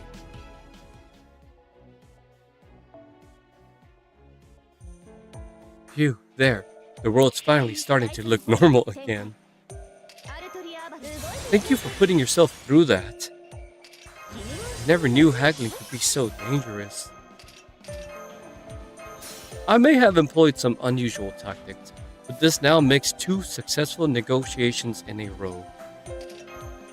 In fact, I'd say I've demonstrated the principles involved masterfully, but it's me, so that's no surprise.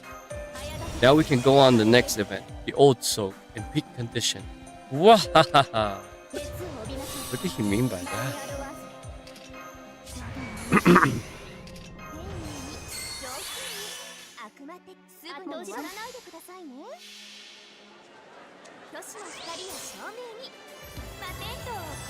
Clothes and happiness. Talk about a market with personality.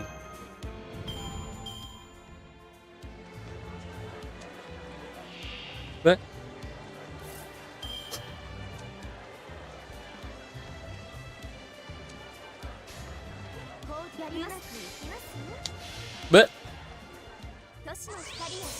all the happy faces. Here, let's try this shop. Welcome. We've got all kinds of beautiful textile goods here. What would you like? Perfectly normal store owner. Haha. Wait, what am I saying? You shouldn't be surprised. Normal is supposed to be normal. Which is exactly why this place is perfect. Master, you've got your eye on that cloth pouch set, don't you?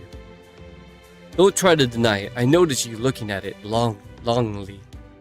Those were the eyes of a man mulling over whether or not to take the plunge or on something nice. Yeah, I guess I was. You could tell? How could I not?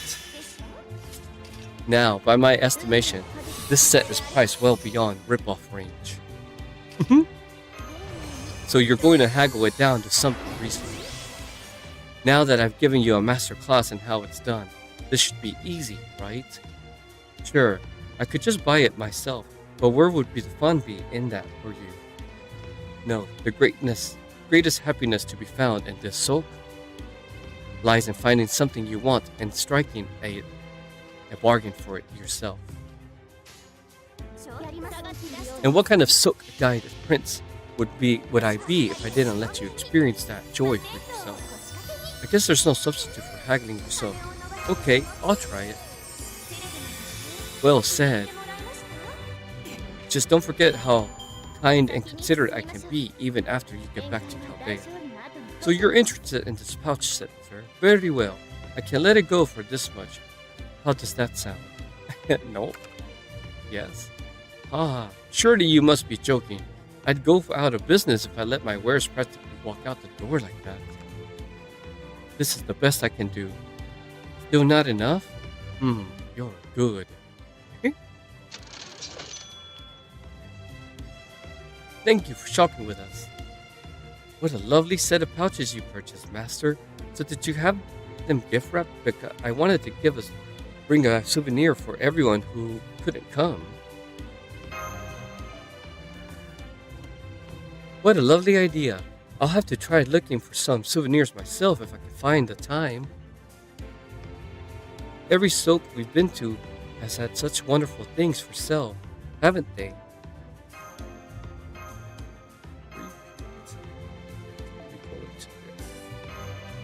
I know what you mean. I wish I'd stocked up more One more chocolate dates while I had the chance. The ones I bought earlier are almost gone. This was a very good market, full of life and laughter. Cutting-edge buildings like the Dubai Mall are great. But there's just something about seeing all these historic shops lined up together that just warms the cockles of my heart. The cockles of my... what the fuck? Okay. Very well, you've got a deal. Thank you. My impeccable negotiation skills paid off once again. A beautiful white cloth acquired at an absolute steal. Now then, Karna, come here, I got something for you. I happened to find this very nice cloth at the store there. If you add it to your summer outfit, it should shield you from the sun and sand. Here, put it on. My aesthetic sense demands it. Alright, thank you. But it just makes a hood for him, that's cool. There we go. It suits you perfectly, just as I knew it would. Hey boss, check out this belt. Doesn't it look just like the one Duhusana wore when we dressed up to impress a woman? Still remember how bummed he looked when he came back after she said it looked like a rat died on his waist. Oh yeah, it looks just like that belt, doesn't it?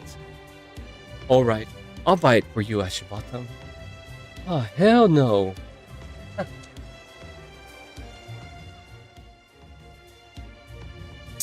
The Nocte clan was right. It may be our first time here, but there really is something nostalgic about this market. There's so much energy there, but it's also just kind of relaxing. I'm not sure how it manages to be all those things at once, but it does.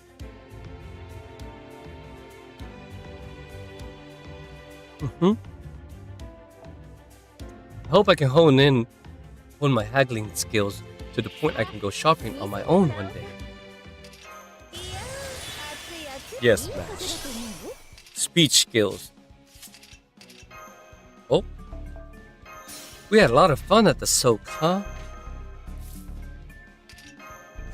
It won't be long now before we reach the goal. What was the deal again? We go to the Fountain Plaza when the counter hits $99.98, then BB puts on some kind of special show. And then we finish off by going up to Burj Khalifa, right? Yep, but let's do that tomorrow. I'm bushed. Good idea. Then let's finish up our shopping and head back to the hotel for today. So I finally finished showing you around all of Dubai. I wish we could have spent more time together. I wonder if we'll get another time loop this year. Oh wow. Time loop. Or just several days. 40 days of summer. And more. Last night, preparation. Let's go.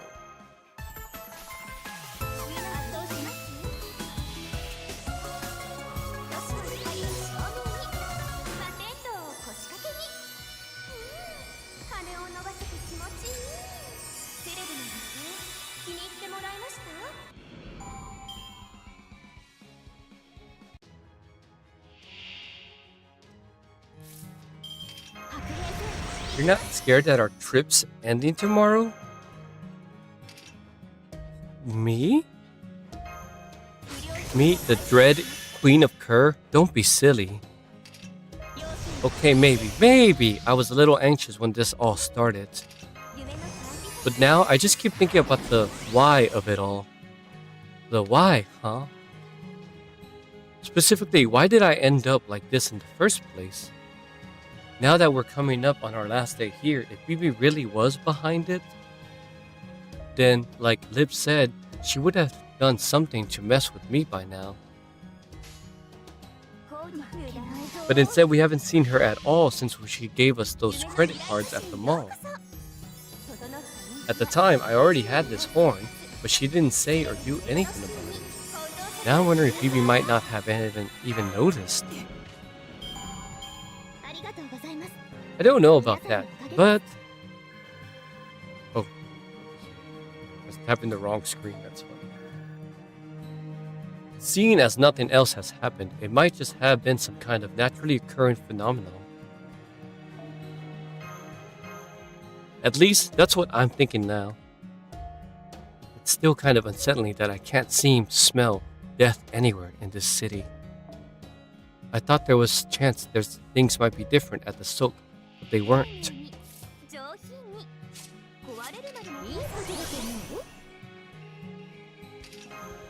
I wonder, could that have something to do with this? Maybe there's just something about this place that doesn't agree with me, like how certain climates give some people headaches. At any rate, I'm sorry, I've been making so much trouble for you, but at least that should be over with tomorrow. Thank you for everything. And I'm sorry I put you through this. Don't be. It was no trouble at all. Anyway, whatever happens tomorrow, I'm just glad my issue didn't ruin summer vacation for everyone else. And I'm really glad I managed not to mess anything up while serving as your guide. It's nice to know I can still be useful even though I'm slow and clumsy. I feel like I may not have contributed much to the security detail, but it may be that my mere presence deterred potential threats. So I think I'm going to give myself a well-deserved pat on the back. Okay. I think we're all pretty worn out, so let's call it a day and rest up for tomorrow. Good night. Night. It looks like we actually have a chance of finishing our trip without incident. Which is not to say we should let our guard down just yet. But since nothing's really happened so far, it's really starting to look like it was just some weird natural phenomenon, don't you think? I guess I could see something like this happening naturally. Hopefully everything will be wrapped up nice and neatly tomorrow. That's the best future we could hope for. That being said, Percival? Sorry, it's nothing. Either way, tomorrow's the last day of our trip. Whatever happens, we'll just have to do the best we can. Indeed, none of us here have forgotten our top priority. I will do what I must, come what may.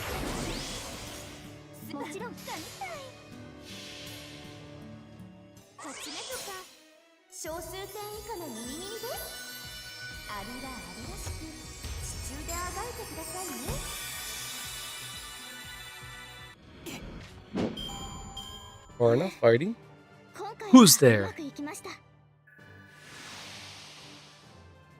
But Lily, good evening, it's me, Bibi, Lily.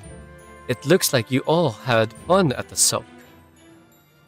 You took so long to get here that I took the liberty of waiting in your room. Creepy? Oh, could you lower that dangerous looking spear? I'm not your enemy.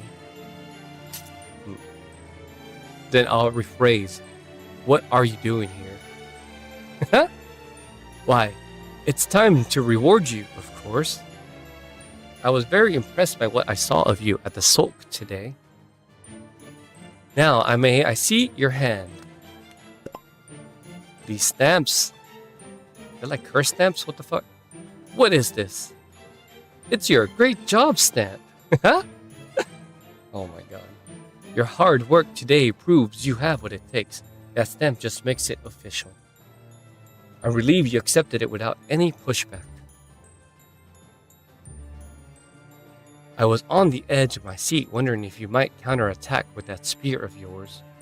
There is a lot we still don't know about you. I get the feeling you're more than just a guide. But, like you said, I do get the sense you're not our enemy, that's all. Thank you, and that concludes my job here. Your job, huh? If you mean your guide work, you barely showed us around. If you're referring to a different job, what is it? Oh, just a little insurance for that various things that are about to happen. Well.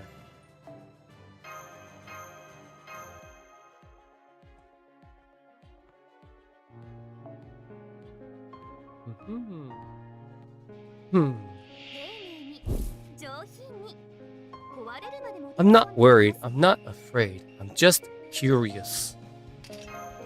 I know that's what I told him, but the truth is, I can't help but be a little. Why did I turn into a beast? Why is the sense of death nowhere to be found in the city that can measure joy? Humanity. Why is he? Huh? How am I supposed to sleep like this?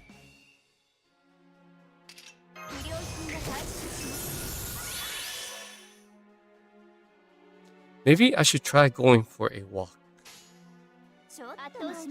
I mean, they do say moving around helps take your mind off things and make you sleepy.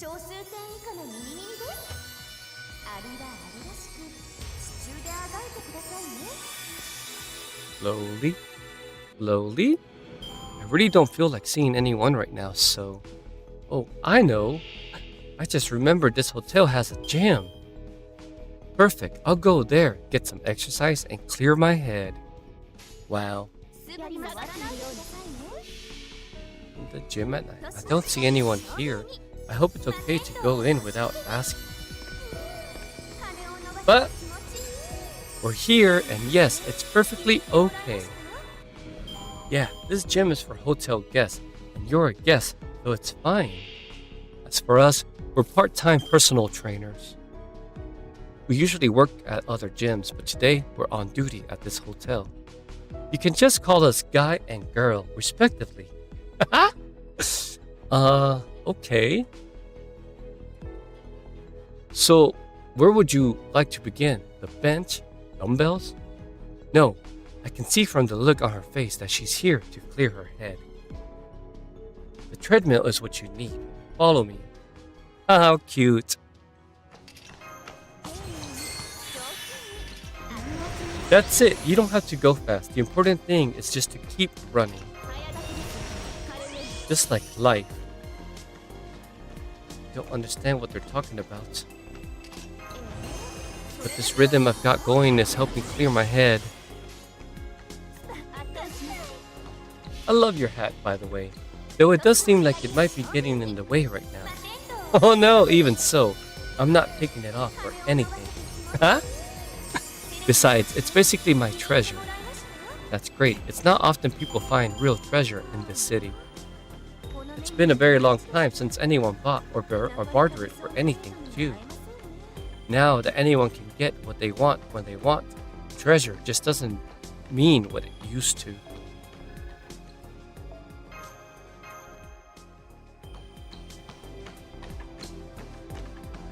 Don't you two have anything to say?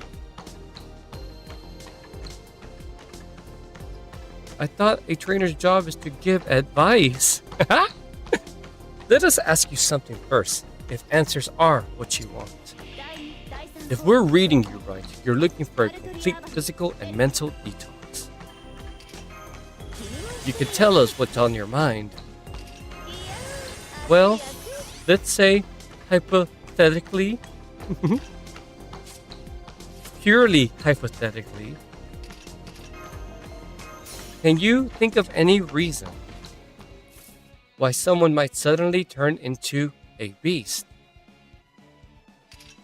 Well, what am I saying? Should I really be talking to these people about this? Why not? Both my body and my head feel so warm and light now. I'm not sure why, but I get the sense I can trust them. They remind me of the feeling you get when you're hopelessly lost. And then you look up at the night sky, you see nothing but the empty blackness of space and unfamiliar stars. But then you see the pale blue light of the moon shining down on you, just as it always has, and you remember you're not alone. I see. So you're worried that someone has suddenly awakened some sort of bestial nature hidden deep in their DNA. Well, don't worry, that's not the only way something like that happens. Yeah, there's probably some external factor at work, like an accidental collision from another realm or something. Mhm. This city's in a pretty unusual state. It's not at all impossible that this person, might have unwittingly synced up with a version of themselves from another world. It could be a form of interdimensional quantum entanglement, or it could be something else entirely. But either way, that doesn't make it your fault. In any case, as long as you don't approve of what this beast is about, I think the synchronization will fade on its own. You're saying you now. Haha. Whoops, sorry. Purely hypothetical, obviously. So it'll go away on its own. I see. That's great. Really great.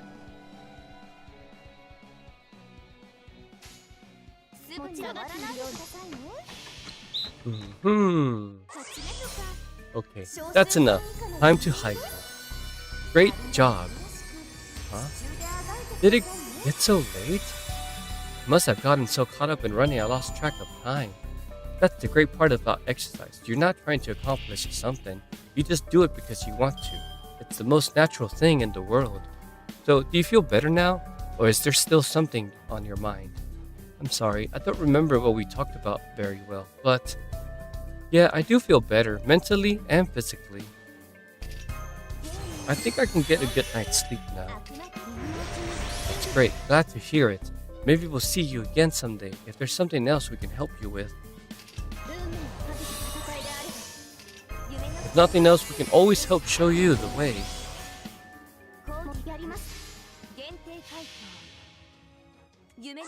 Dubai fountain at the top. Yeah!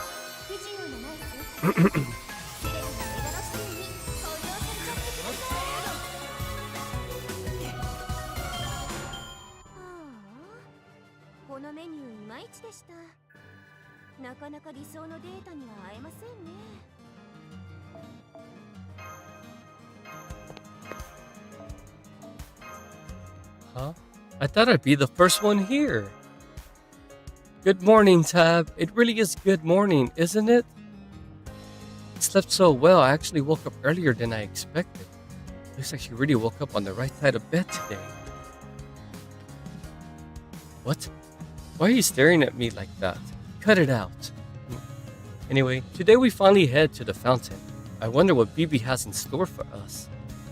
It better not be a letdown after all her big talk. Yeah, I've been wondering the same. So, how are you feeling today? Oh, that. I feel perfectly fine. In fact, I was able to almost forget about it for the night, too. Like I said yesterday, I think we might just be able to close out this trip without incident. Remember what we said back at the beginning? Sometimes things that happen suddenly end just as suddenly. And that's looking more and more like the case here. Now that's some positive thinking. Good morning, Senpai. Good morning, Ereshkigal. You're both up early today. And if I'm not mistaken, Ereshkigal looks happier than she has for days. Maybe this means she knows her problem will be resolved today.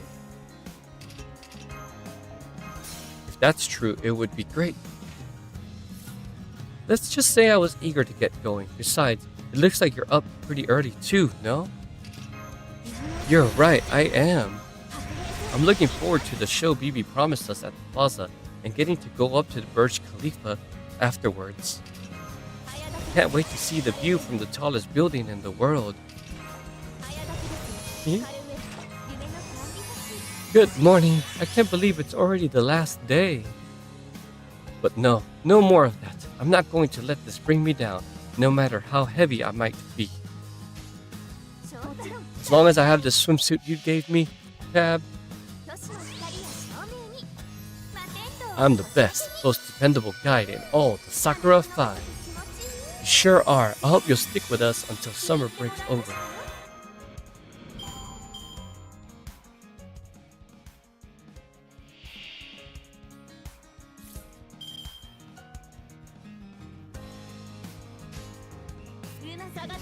It looks like everyone's here. Then with that, cowboy! Let's get back on the bus and head to the plaza in front of Burj Khalifa. Good morning and good afternoon, sir.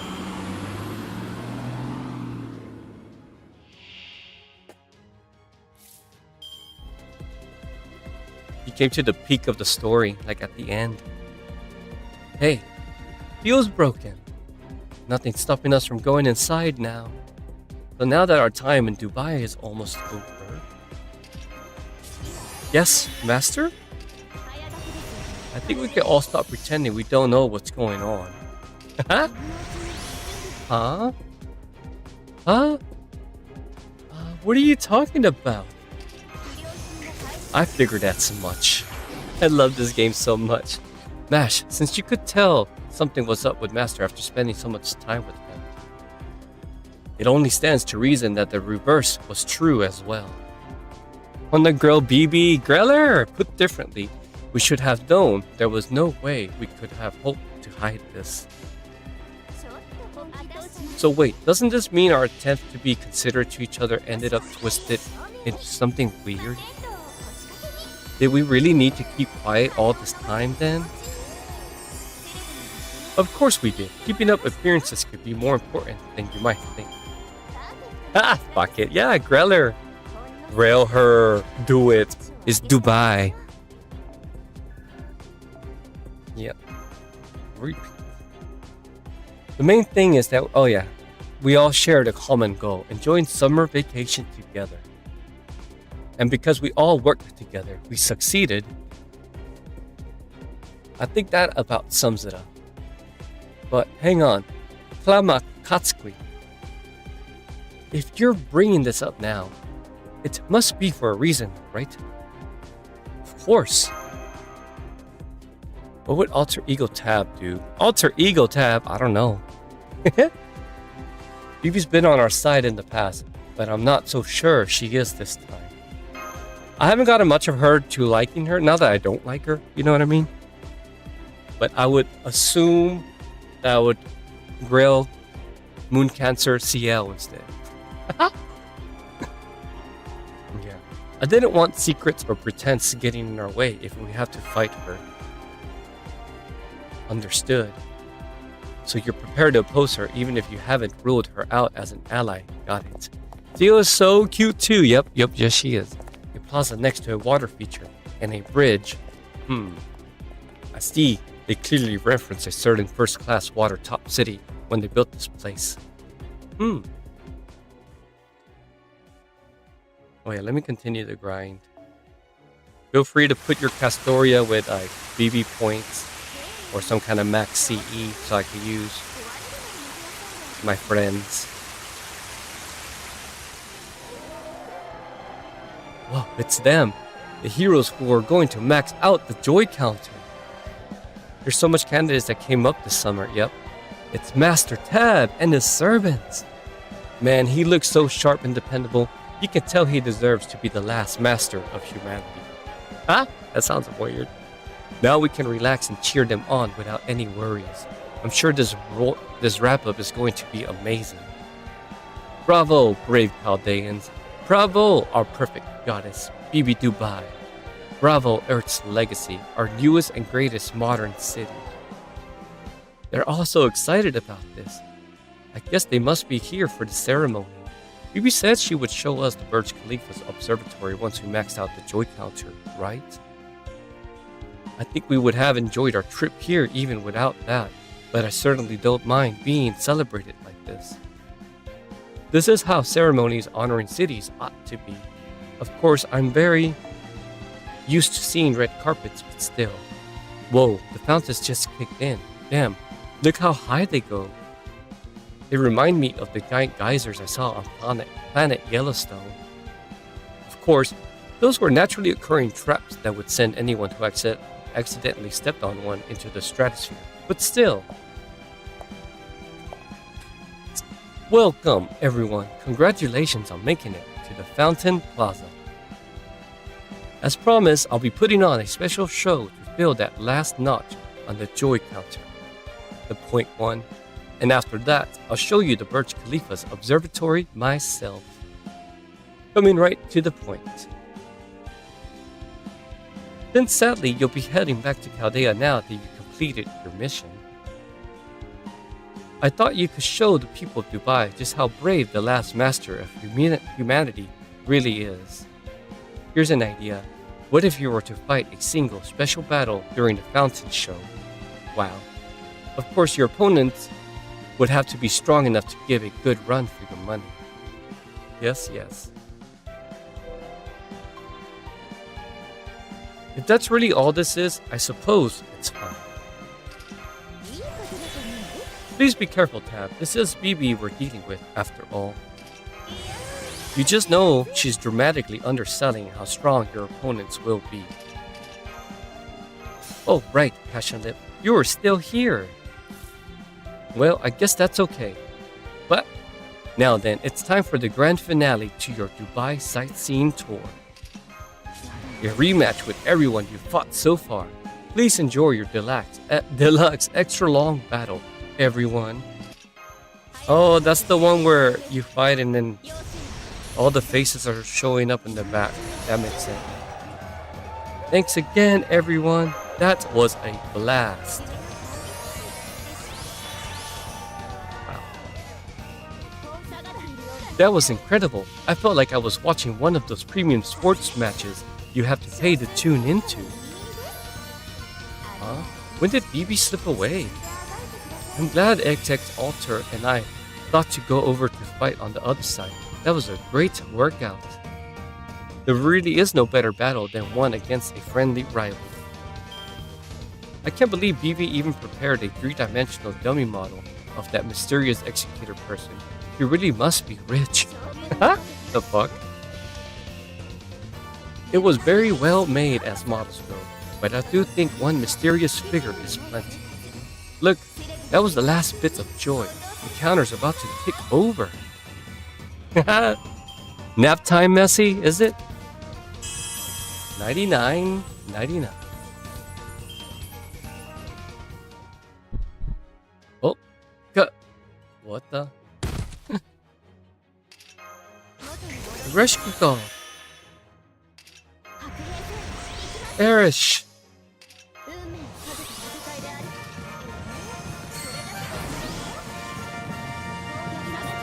We have cinema?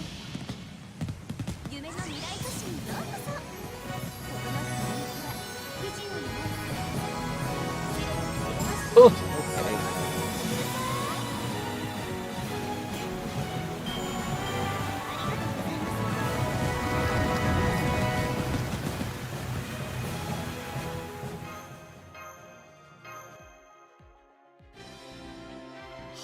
What's that sound? It sounds like it's reverberating throughout the whole city. It looks like every joy counter in the city is going off at once. I'm also hearing party poppers and seeing lots of star mines, fireworks going off. Star mines, there fireworks. Congratulations, you did it. You finally did it. You wish, humanity has completed every last task. Now we can finally move on to the finale. But, that's why it goes over 99. It's over 9,000. Part of the joy counter just moved aside. There were this many digits hiding behind it? It's just grew like Pinocchio's nose gone haywire too. And wait, now there are even more numbers packed in here. What is this?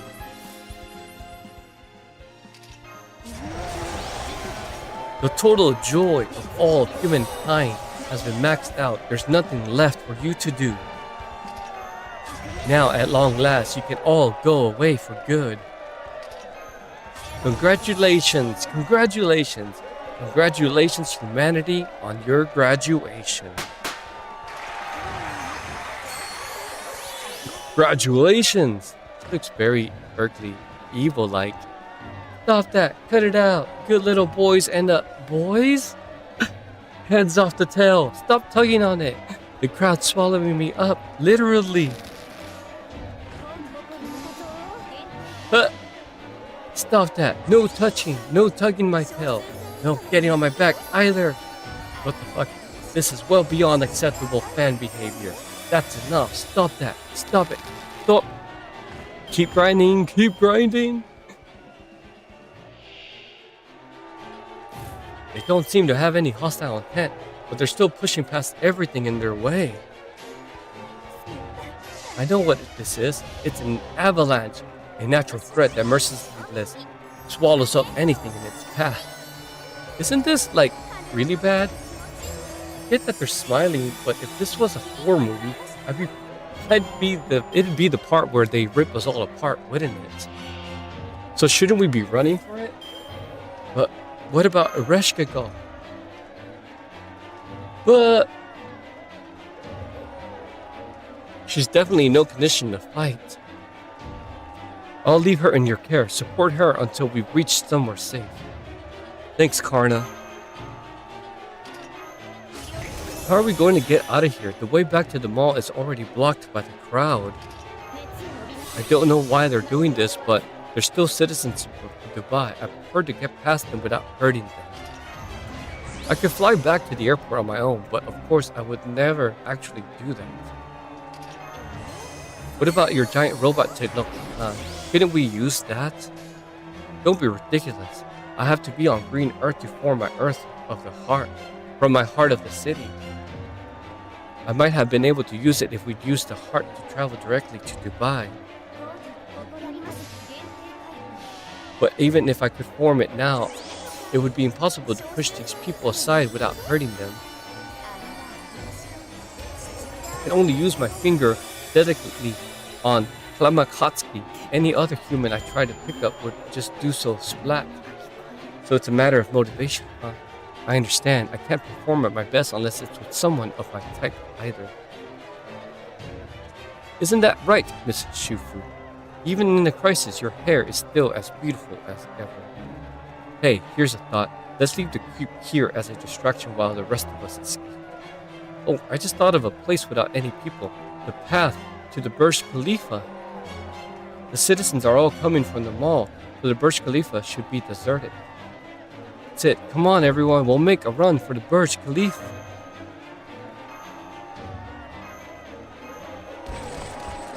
Into the building we go.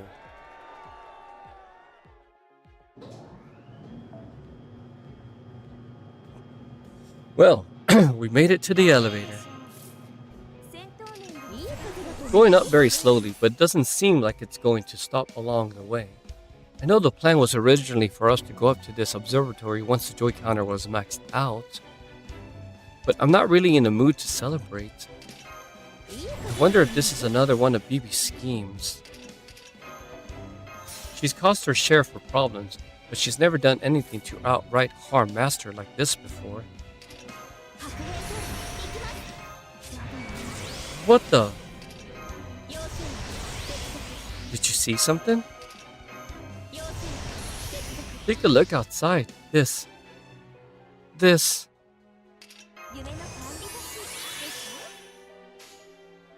But this isn't Dubai. It's not even Earth. We're on the moon. The whole city of Dubai is a fake and it's on the moon. What the hell?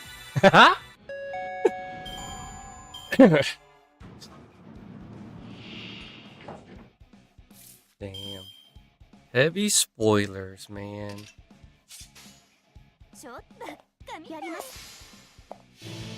Well, hello there.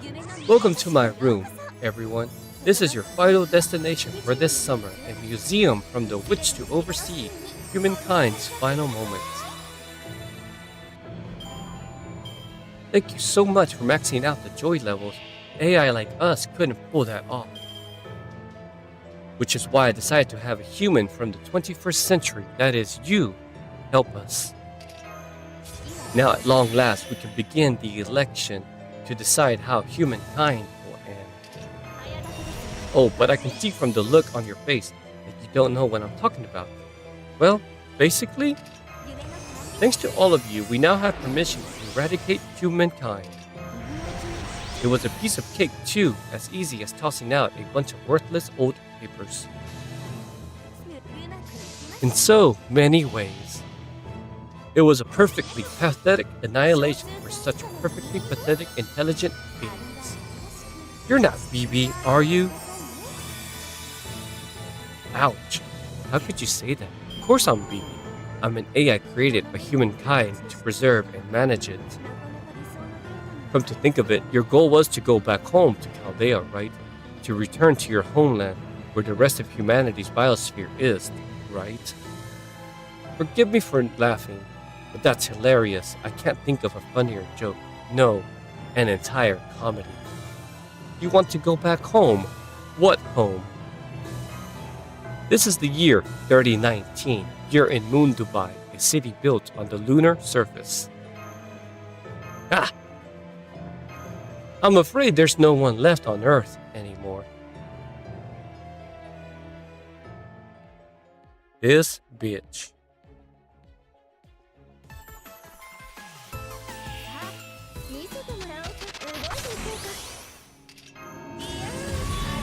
Willem Novae, Humanitatis, Architect Inception. Pursue Lukoyamat.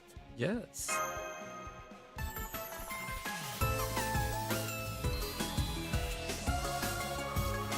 Lukoyamat. What the fuck is Lukoyamat?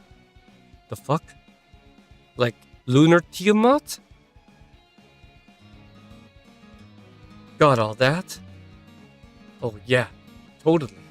The dragon talks? I can tell you're lying, my steed. It's plain on your face. All right. I'll start over again. First, I'm spending the summer with Master in this singularity. You do get that, right? Well, sure. Good. Next, you know how there are no horses or dragons in this modern city? Looking away. Hey, look at me when I'm talking to you. Yes, boss. Now listen closely. The people of modern civilization here have learned to build incredible cities. Unfortunately, those cities are not well suited for horses, though. They are also a poor fit for dragons since you can't walk without flapping your wings. Well, yeah, sure, horses aren't as important as they used to be, and there are basically no dragonkin around anymore. Right, so there you go. This singularity is situated in a modern city, so you stand out too much for me to keep you with me at all times. Can't I just use my spirit form? You could, but can you swear to me you will not come out of it if you see a pretty lady? Yep. Which was that? Nope or yep? I swear. Okay, listen. I'll call on you if we need to fight. So no going off on your own. But what? I mean, look, I don't think anyone will care if you show up in battle. Urban battles are already so flashy. A dragon or two hardly gets noticed. If someone asks, we could just say we were filming a movie or something. But I still want to avoid drawing unnecessary attention when we're just out and about. Got it? Long gone. Got it? What can he not? Got it. You got it. How sure are you? Come on, I got it, boss. Ha ha ha. You just want me to stay put and keep out of trouble, right? Then maybe I'll just lie around and be lazy for a change. This is a pretty big, sweet, good. What to do? Maybe I'll spend the summer reading. That could be fun. Whistling. Huh? What the?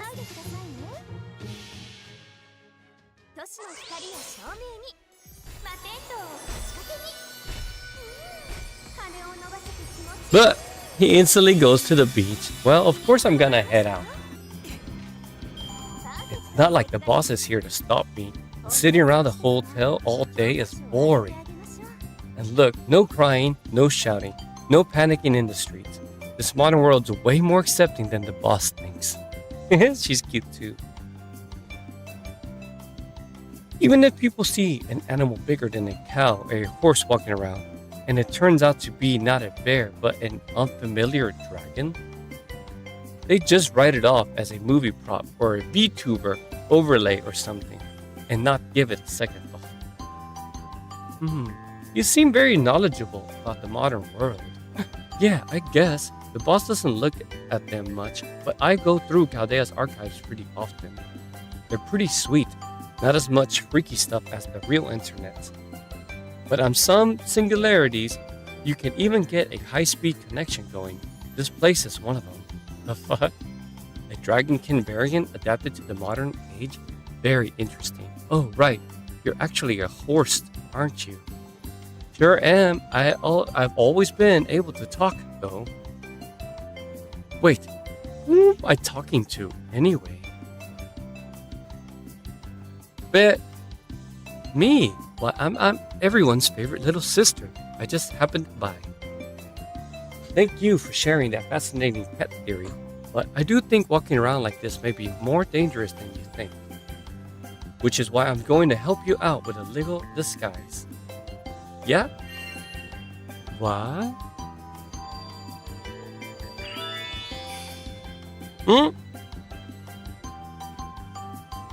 Nikitich fake.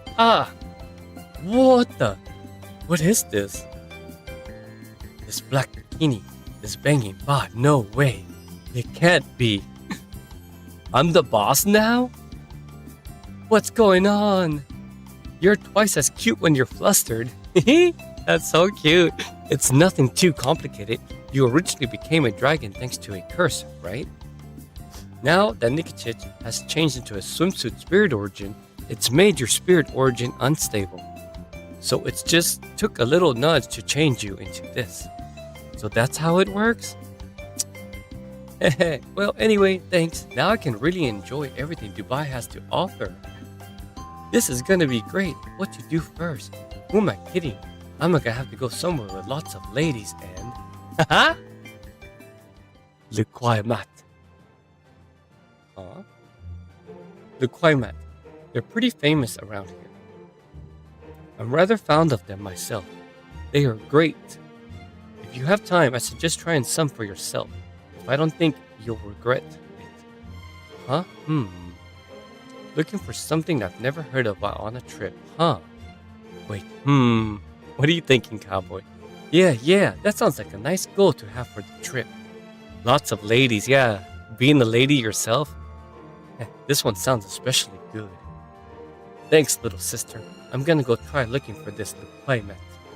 Try not to stumble. You know it.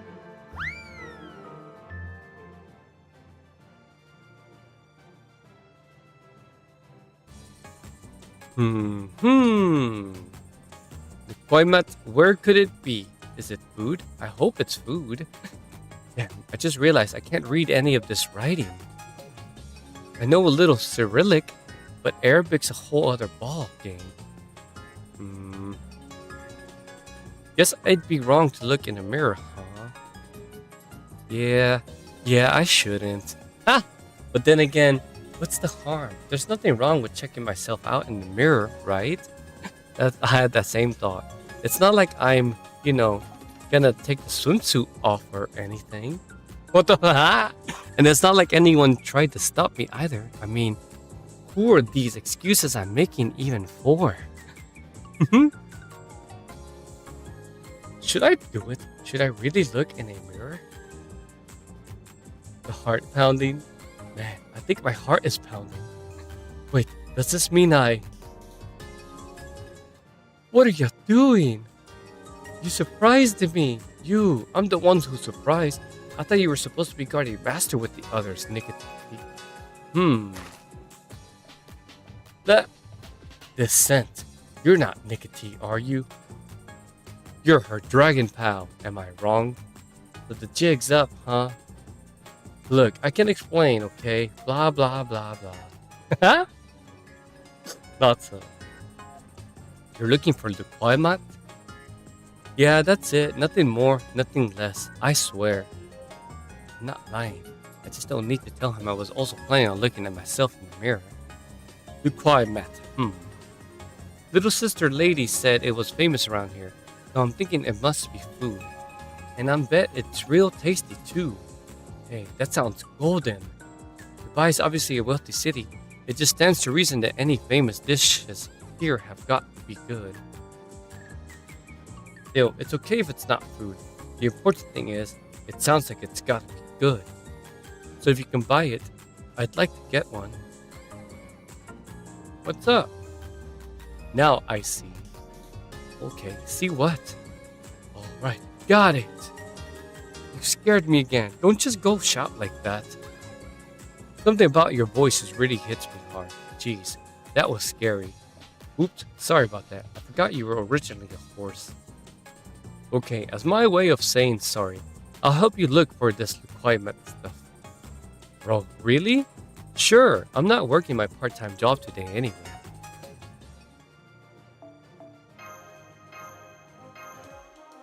Requirement? Never heard of it. Perhaps it is some kind of sea monster. Don't just make stuff up, Saber. No, I could see it. A god killer's swords carry a lot of weight. They're extra golden. Huh, really? I don't know, this requirement stuff doesn't sound like a monster to me. I think it's probably food. Plus, they say it's good thing. I see, perhaps it was good once. But maybe it's fallen to the dark side or something. Wait, why are you going along with this now? Did I say something? If it is a fallen god, it would be very dangerous. Don't let a curse swallow you. Good advice, thanks. None of you are even listening to me, are you? The Quaimat. Cannot say I have ever heard of such a thing before. How about you, Lord Tajima? How intriguing that I should learn yet another unfamiliar word. Perhaps fate has led us to this encounter. Lord Tajima no Kami? Lady Tomoe? What are you talking about? I am afraid I may be a touch lost. Forgive us, this merely reminded us of another similar occasion. At any rate, the Quaimat. What could it be? Your thoughts, Lady Shosetsu? Unfortunately, I have never heard of any such thing, so I can only hazard a guess. It does have a fun ring to it, so perhaps it is some kind of foreign creature. I'm sorry, please forget I said anything. Just a bit of idle speculation. Perhaps it is nothing of the sort. There could well be a creature by that very name. It may also be a cute, cuddly creature with which we are unfamiliar. Perhaps a phantasmal. You think so? I suppose its name bears one of such connotation, possibly. Hanawaka? What the hell? Why does everyone we talk to decide it must be some kind of monster? If it is a creature like that, it's gotta be lurking somewhere. People aren't gonna spot it easily. Yes, I recall how in Edo, ghosts and monsters refused to reveal themselves until after the sun had set. It would only make sense for such a mythical beast to dwell in darkness, far away from the light of the sun. Yeah, that tracks. Alright, partner, let's go track down this Luquai nest. Now we're just treating this creature as real? I'm telling you, I really don't get the sense this thing's a monster. I think it's food. Come on, man, don't you think we should take a pause on this haunting thing and just check out the soap first? Come on, what do you say?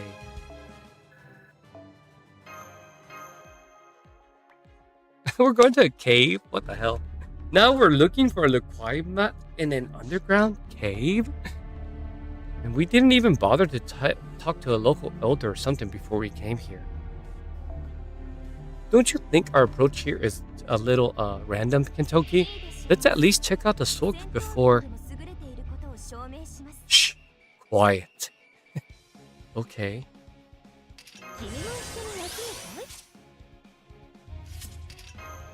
Wait, hang on.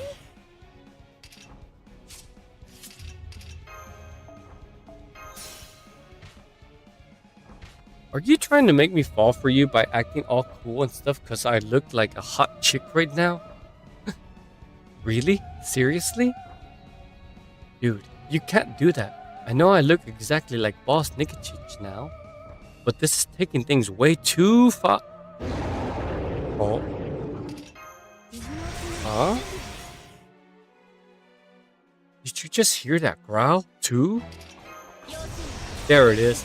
Now that's one hell of a golden magical energy signal. This thing is not messing around.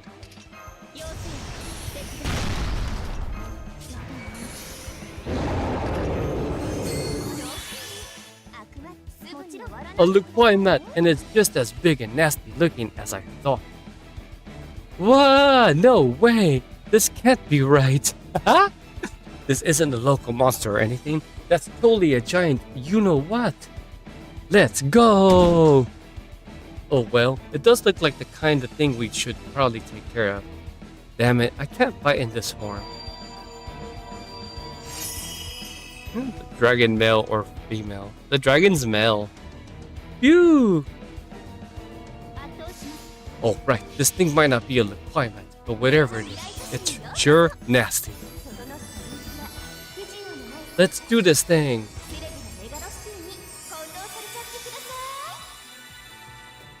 Ugh.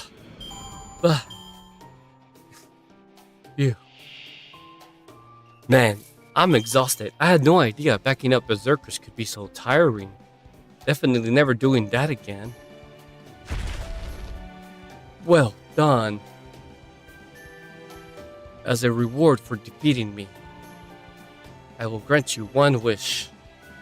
You hear that? What do you want to wish for? Okay. Let's clear this up once and for all. So like, what's a Lukwai mat? It's not you, right? No, I am not a Lukwai mat. Oh really? Whoops. Nor am I indigenous to this region. No, I am an artificial spirit. A certain servant cultivated in secret. Gotcha. Hang on. Can you tell us who the certain servant is? I don't know. It seems I was grown without any particular purpose, then quickly released and told to go back to nature. Okay, so it's not like whoever made you was plotting anything evil then. Indeed. I wonder who it could be. Paracelsus, maybe? So what about the Lukwai mat? Will you tell us what it is already? Lukwai mat is a Middle Eastern sweet made from deep fried dough and eaten with syrup. It also smells like cardamom and saffron. Try it with molasses. It is delicious. Nice. So it was food after all. And it sounds real yummy. Pretty sure I've been saying that the whole time. Oh well, at least we now know. Now we know. Come on then. Let's go to Soak and get some.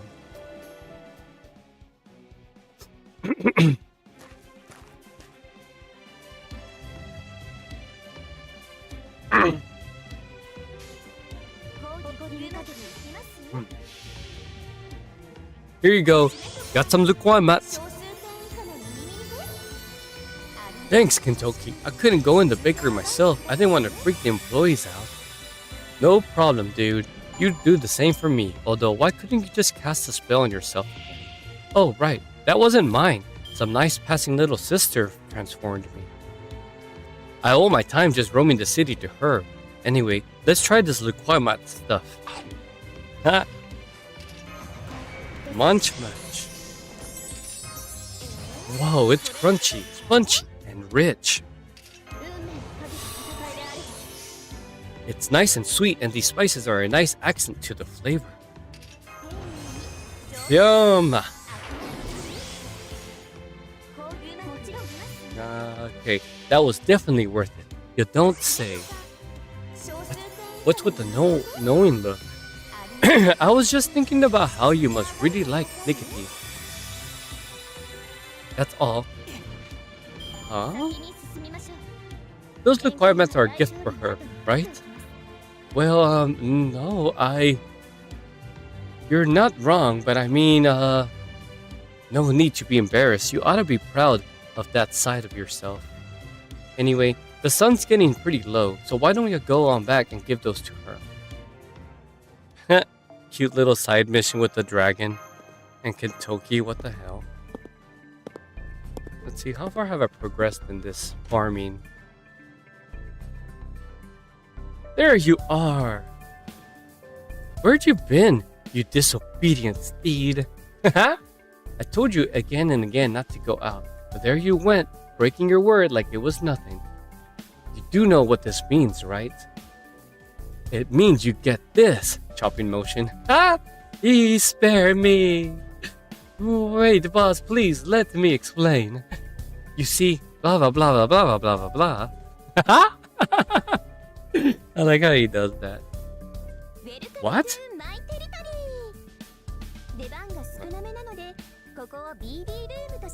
The quiet mat. So you were searching for this well-known Middle Eastern sweet. For me? Man, I'm so glad it really was food. I didn't know what I was gonna do if it turned out to be a vase or something, since you don't have your own room at Calvea. I mean, you could just take one by force, but that's not really your style, is it, boss? So that means food was the best thing I could give you. I heard it was good, and it really is. Hey, you could even take this opportunity to share it with Aster, you know? Yeah. And that's not all. There's a chance you might run into the Yaskayas somewhere too, right, boss? Then you could share these with them, right? Remember, they told you it didn't have to be an animal treat.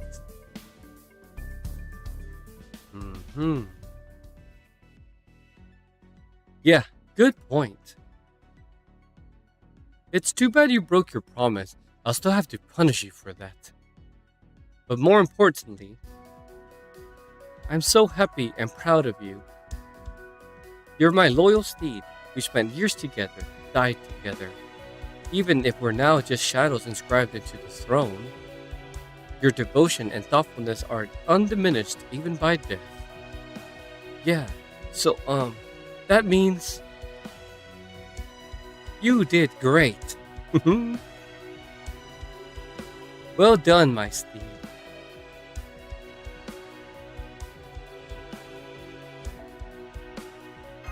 Well, it might not have been easy getting here, but seeing the boss so happy, I'd say it was all worth it. I swear, I always end up at the same conclusion. But what else can I do? As far as I'm concerned, there's nothing better than seeing the boss smile.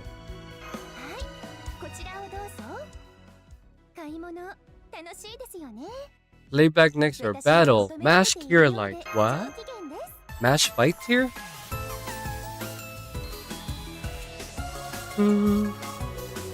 How much effort did Shufu put into the camping trip? I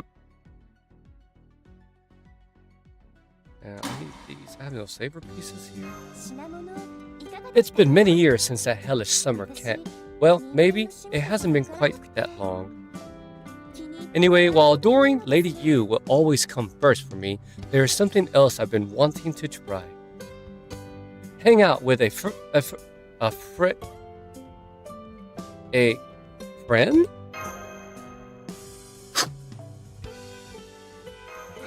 Friend. Or, you know, something in that zone. Would you call Mash a friend? Sure, I think. I hope so.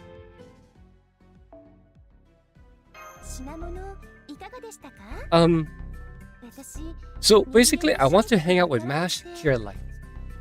Then let's all hang out together. Not many people know this about me, but I kind of shut down whenever I try to talk to a friend. Oh god, not Mash. Shut up, Space. Hey, why are you looking at me like that? Are you mocking me? You think I'm worthless scum? What? No. Not everyone in this world is out to get you. Or are they? I swear. Go on, Lady You. Say something. Huh? Lady You? High pitch. How dare you treat my Fufu that way? Jerk, dummy, nincompoop. Ventriloquism, huh? Don't be stupid, Master. You think I could pull off something as advanced as ventriloquism? Oh. That was just a dub. Anyway, Master, on that note, will you invite Mash to hang out for me? Sorry, you're gonna have to do that yourself.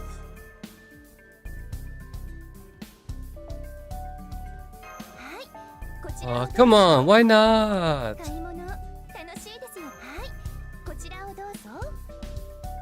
High pitch, yeah, don't be so selfish. Let's say I did, what do you think would probably happen? Phew, bad. Oh, now she's imagining things? Probably not. Let's do this one. Oh, wait. What's up, Senpai? You wanna hang out? Yes, of course, I'd be happy to. Did you have something particular in mind? Since we came all this way to Dubai, maybe we should try one of the many activities the city has to offer. Oh, Shupu's with you? Yes, of course she's welcome too. Thanks, Mash. Not at all. We're going to have so much fun together. So then I was like, Anima!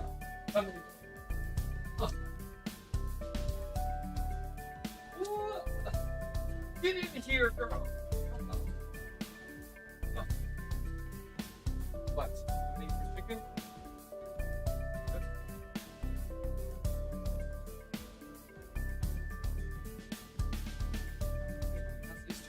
You go lay down over here. Mira, aquí. Over here. Get up there. Get up there. Yeah. Anima, chill. Yes, baby. What? Like doggy vision, doggy kind of see her. Nah, she's just chilling down there. There she be. Oh, where are you going? Oh, you're just getting caught. You're gonna get on the bed?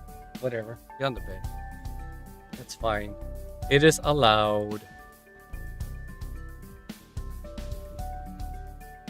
Alright. Come on, she just finished her treat. Leave her alone. You don't get on the bed. You don't ever jump on the bed anymore.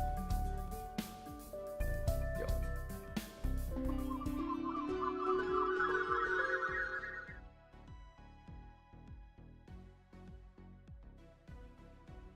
See what I mean? Yes! Ha!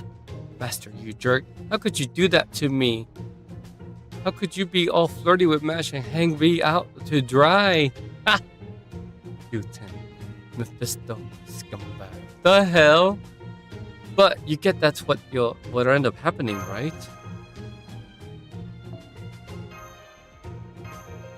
Yeah. Which means I'll have to invite her, but I don't know if I can. I don't have the guts to invite Mash to hang out. If she turns me down, I'll literally die. You had plenty of guts when you decided to try and drag me into this.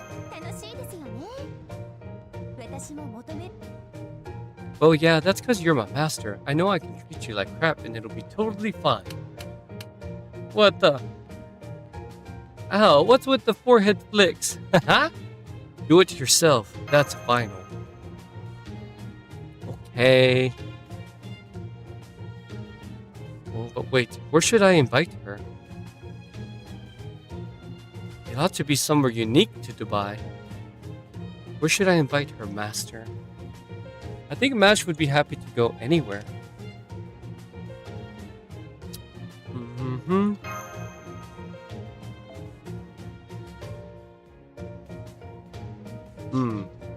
You really think so?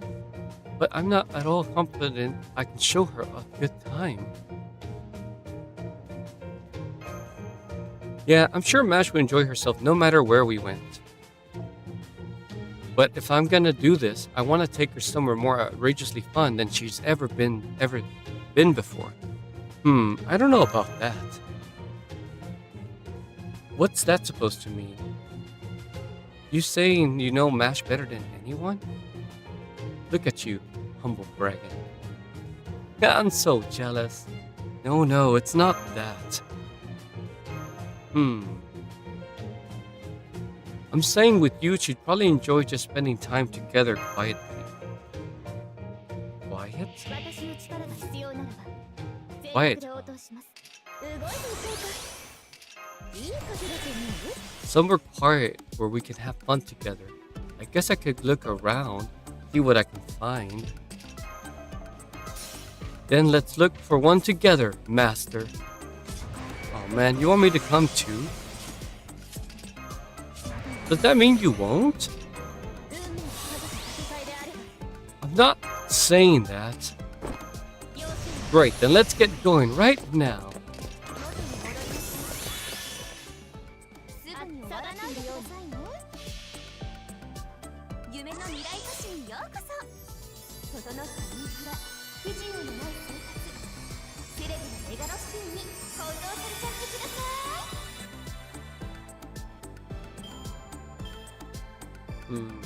I didn't think it'd be this hard to find somewhere quiet. It's hopeless. What do I do now, Master? Any ideas? Times like this call for a professional. Professional? Question, where's the best place to farm materials in the event? I forgot. What materials?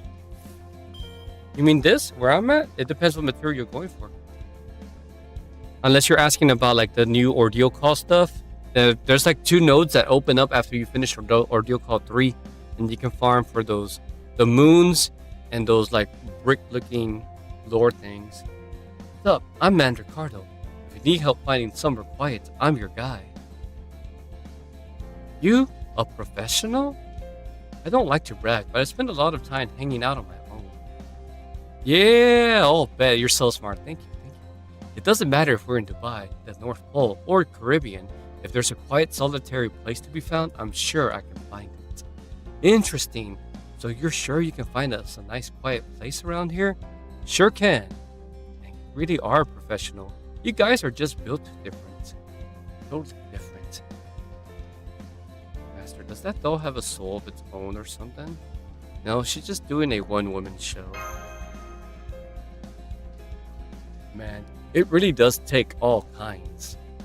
All right, Mandricardo, Master, let's try this again.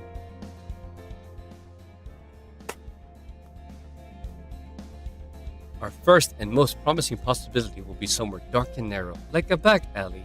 No! Huh? Really?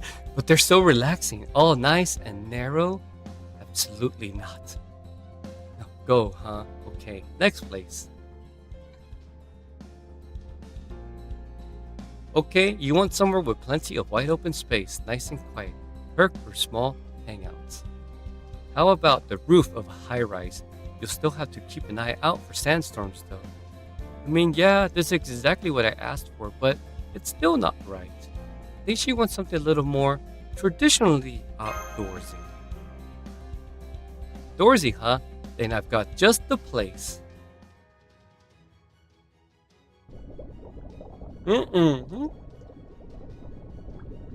There's nowhere quieter and more relaxing than the seabed. The fuck?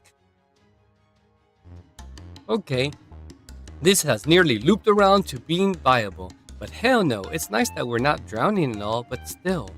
It's pretty here for sure, but I can't say it's relaxing. Fair, I thought this might be a good off the beaten path option, but I guess it's a little too much.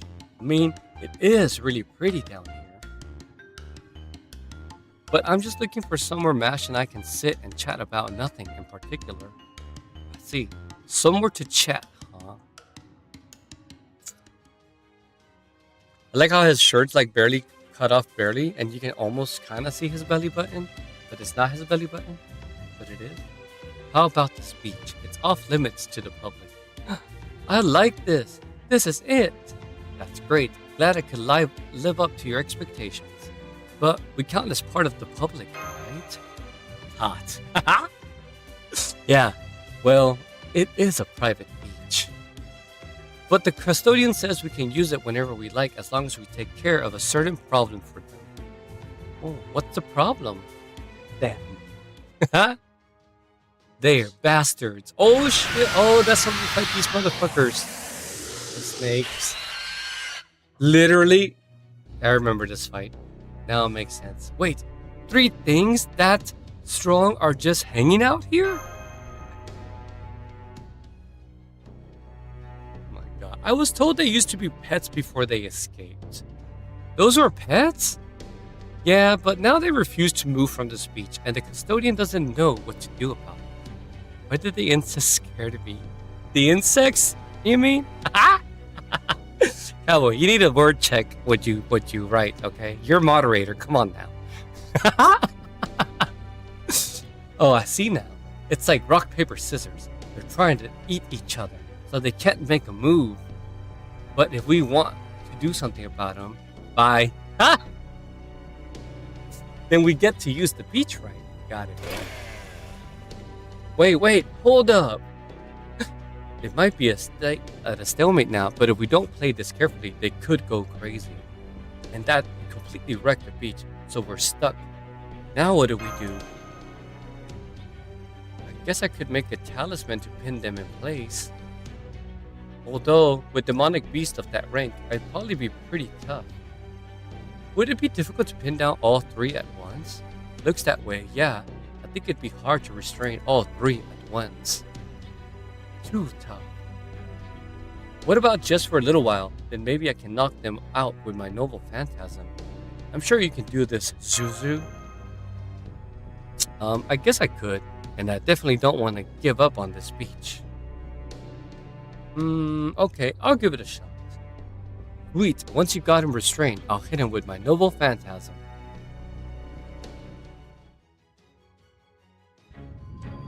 Junsho Dongsho, Wigo Mosha, Bei Miao, Dibu Sanpei Shentong Bei. Sure. Whatever she said. She has chains too, I guess. I just fucking fall, whatever it means. It worked, but I can't hold them for long. Pig them out, fast. Watch someone Chinese be like, wow, how did you read that in Chinese? I'm like, I don't know, I just fucking read it. You got it, let's go. Let's do this. Oh yeah. I got off my farming rhythm of immersed in the story. That was too close. Thank goodness we managed to knock them out before they went completely ballistic. Yeah, and hey, we did it without wrecking the beach. Thank you. I could never have gotten rid of those pests on my own. Oh, okay, sure. As long as you keep it clean, you can use the beach for a day.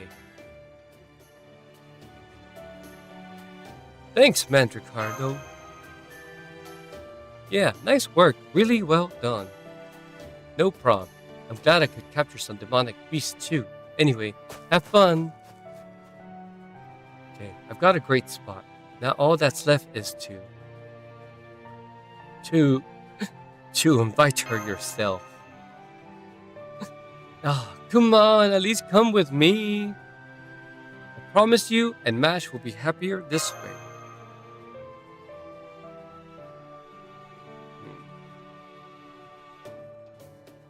Okay, I'll try.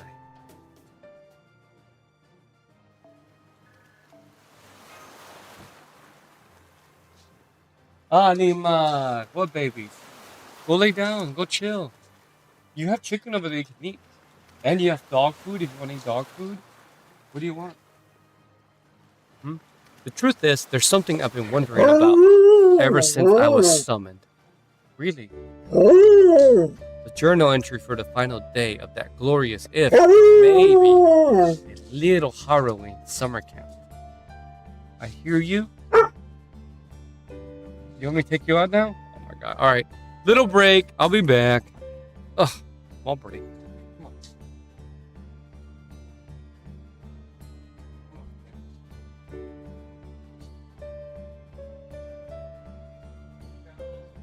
What's up?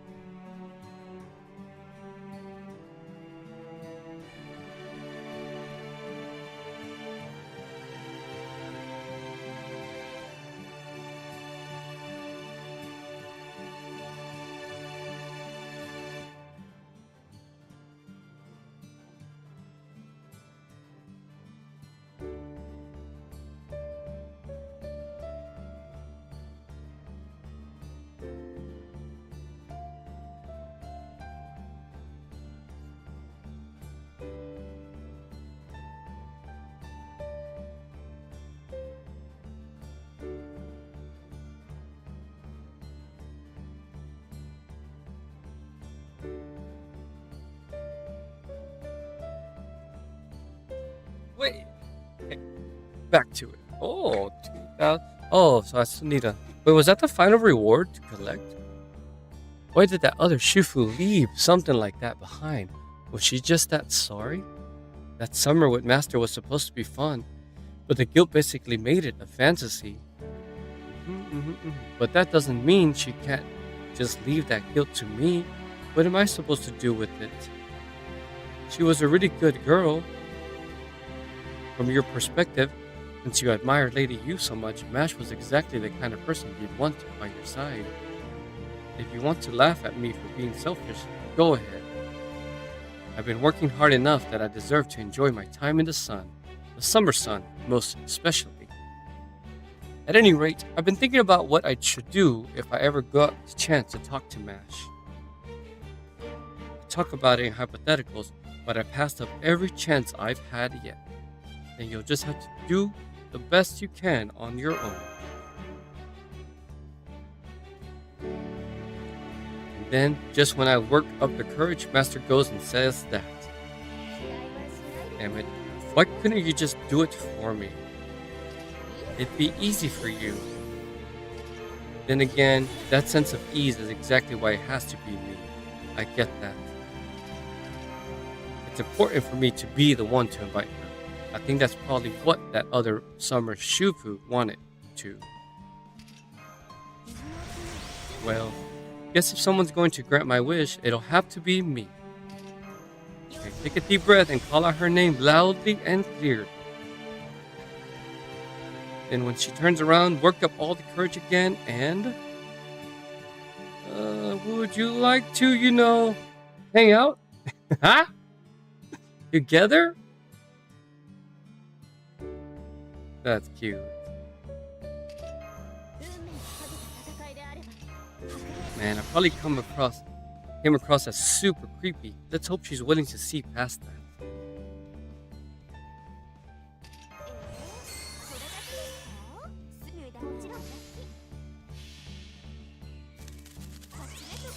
Into like sparklers.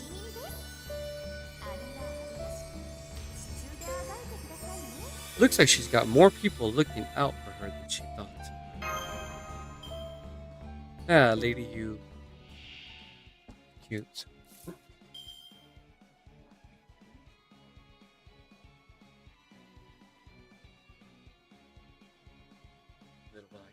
A little more light.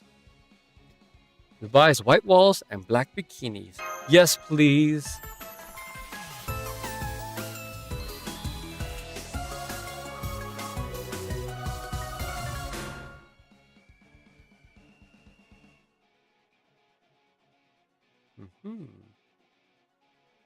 Second floor, bookstore. Walk Queen, that's funny. Andrea Beatrice. Oh, another incredible bookstore braille. It may not be as charming as my personal favorite bookstore, but with such an amazing selection, I can only bow respectfully. Yes, that's right. Sir Palamedes used to talk about this all the time. He would say that the planets in the Middle East star system past the Sandstorm Nebula were the cradle that cultivated modern civilization and academia. Now then, let's see. Oh, they not only have my usual go-to fiction novels, there's no shortage of practical non-fiction books, perhaps because this is a finance-focused city. Either way, one of the best parts about real bookstores over online ones is browsing books from unfamiliar genres. Take this one, for example. 90% of villainy is who says it first. Yeah, that makes sense. Rich villain destitute heroine. Love it. I've only read the title and I've already sold. The 666 Habits of Highly Effective Villains. Isn't that way too many? No way, I could do them all. Huh? Everything goes well if you wear a swimsuit. If you want to go viral, get a useless dog. The fuck? Just eat the villain diet. Life is Schrodinger. Calorie-free thinking. The life-changing magecraft of eradicating your enemies. Oh my god. How a teen girl went from zero experience to the most infamous Magecraft Academy in the British Empire in one amazing year. Miss, could you use this cart, please? Oh, I didn't realize I was carrying so many books. I'd like to have these all sent to my hotel. Put it on my personal mysterious black card. Oh, wow. Thank you for your purchase. Very nice. This is the most satisfying shopping I've done in a long time. But it also looks like I spent too long here. There are still so many other stores I haven't visited. Not only that, it's already noon and... But... I'm hungry! What the fuck?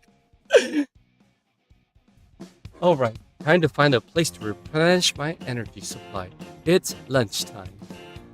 And of course, a mall this enormous must be absolutely packed with places to eat.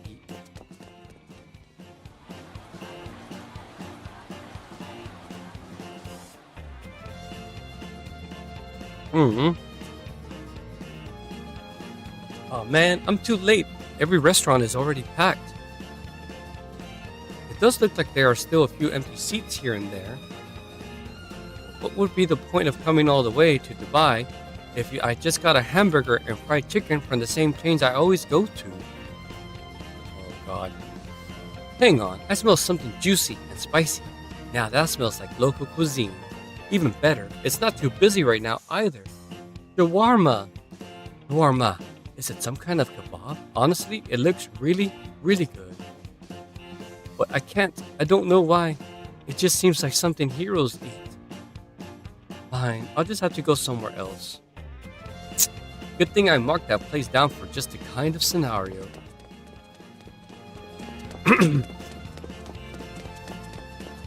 Rapidly moving throughout Dubai. I'm so hungry, so hungry. Damn it, I don't have time to take the bus. It'll be faster if I just run. Remember it well. It was an unassuming food stand. A little shop at the Silk in Old Dubai that practically radiated local gourmet aura. It had something that looked like perfectly round croquettes or a maybe deep fried meat dumplings. I almost missed it thanks to all that many new and unfamiliar sweets they had too. Whatever it was, I'm betting it's the kind of Dubai junk food. It's the king of Dubai junk food. That stand will satisfy my cravings for authentic Dubai cuisine. I just know it. Her alpha is hella cute. Yup. I'm glad I summoned her on accident. So, that was close. I almost went from quick speed to stampede again. But now I found it, and it's open for business. One serving of those freshly fried, crispy, crunchy, round, golden brown little roly things, please. Oh, good timing, little miss. I was just about to close up for the day. That's miss, not little miss. Thank you. Anyway, is my timing really that good? Well, yeah, you caught me right after a big spender bought out nearly all my stock. What, you've never had falafel before? Well then, how about a little taste? Thank you. Don't mind if I do. Chew, swallow. This is good, really good, but not all at all in a way I'd expected. Right? Your face says it all perfectly. The taste and texture are like nothing I could have predicted, and this exotic aroma is utterly tantalizing. I also thought this was made with meat, but it doesn't seem to be, and this almost gritty mouthfeel doesn't seem anything like potato croquettes either. It's unabashedly spicy, yet it's also mild and easy to eat. You said this is called falafel?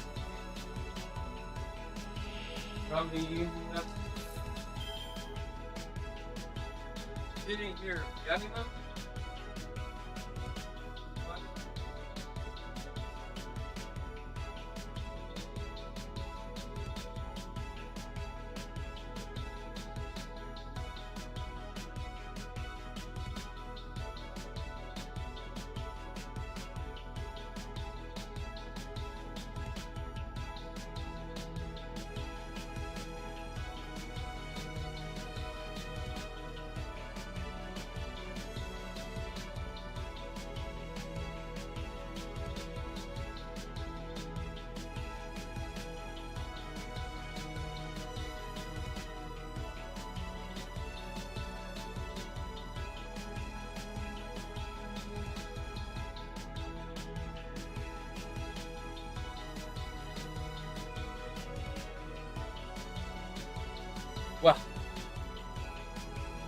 Well, that's right. There's no meat in it at all, but you'd never guess that from how satisfying it is, right? It's made by mixing mashed chickpeas, onions, and lots of different spices together and frying them up. Give me just a sec and I'll fry you up a fresh batch. Chickpeas, that's what it is.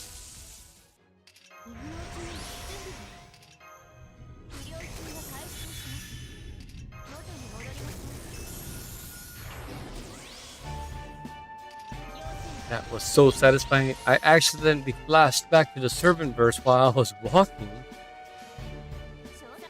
Delectable. I'm so glad I didn't compromise and go with some other more convenient shop. I don't buy that man's modest insistence that it was just another regular food stand for 1 second. Not to mention, I was surprised to hear the big spender who nearly ate him out of stock was a guy with sunglasses who looked like a big white castle wall come to life.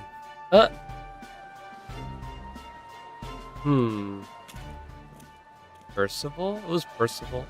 Wow, I didn't realize I'd wander into a much busier part of the marketplace while I was thinking. Well, since I'm here now, it'd be nice to finish off this meal with some classic Dubai sweet. Kamash, if you want to eat that chicken that's there. Pick up the chicken and eat it. It's right there. And I'll go lay down. fairly sure I saw a bunch of sweet shops all around this old soak too.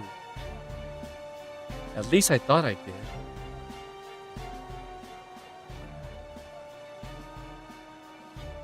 But looking around at all these shops lined up together, you can really tell Dubai doesn't actually have many things to call its own. For example, most of the candy shops out here are Indian. Whoa, that looks sweet enough to absolutely obliterate my taste buds. And Arab sweets like kanafe and baklava are surely common in Turkey and Egypt too. They must have been brought here through trade and by religious people coming here on pilgrimages and whatnot. But that's not all. There's something else too. I may not be able to see it clearly in this moment, but I can still tell they have something in common deep beneath the surface. A past when these countries were defeated by a greater power and forced to submit to their rule. Those wounds always leave scars. Scars I'm fairly sensitive to. Their lingering feelings and pride can be sensed in the shadows of daily life, the architecture, and even in the subtle details of the sweets they adapted. The number of countries who have never been ruled by one another are the exception to the rule, and by a wide margin. It's nothing to be ashamed of. If anything, countries like this should be proud of how they've managed to flourish. According to the history book I flipped through at the bookstore, Dubai was originally a small fishing village. It also explained that it eventually became home to pirate forces strong enough to rival European nations. I would have thought these people were desert citizens through and through, but they were actually pirates, villain that I am. I can't help but be intrigued. I wonder if there's somewhere I can learn what happened to the city before it became so rich. What's he doing here? He just went into a traditional building. Looks like a mansion in the desert. Dubai Historic District.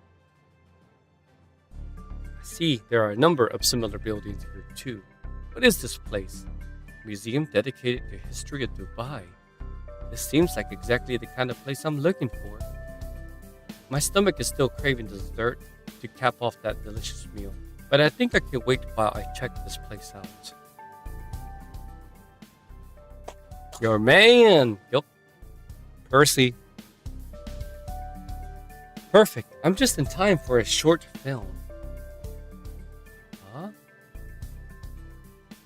But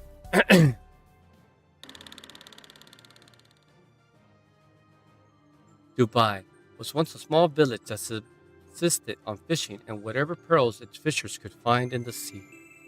The oval-shaped town was surrounded by earthen walls. Goats and camels were kept as livestock, and many of the houses were made with palm leaves.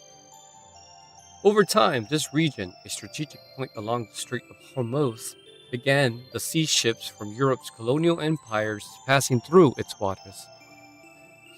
Meanwhile, the northeastern regions of Ras, Al-Khamai, and Sharjah organized a military fleet to oppose the British East India Company. Sir Percival. To my shame, I had difficulty remembering his name when I first saw him. Of course, I realized he's not the same Percival as the one from the servant verse. There, he is peerless knight and my nemesis. But even if he is a member of Chaldea, he's still a servant just like me. My amnesia must be even worse than I thought. Or maybe there's another reason I can't seem to remember him. It was then that a ferocious naval war broke out in the water near Dubai, a place the British Empire now feared as a dreaded pirate coast. When the situation escalated to the point where the captured British merchant ship Minerva was refitted as an Arab flagship, Britain ultimately decided to send out two major expeditions, which would prove decisive.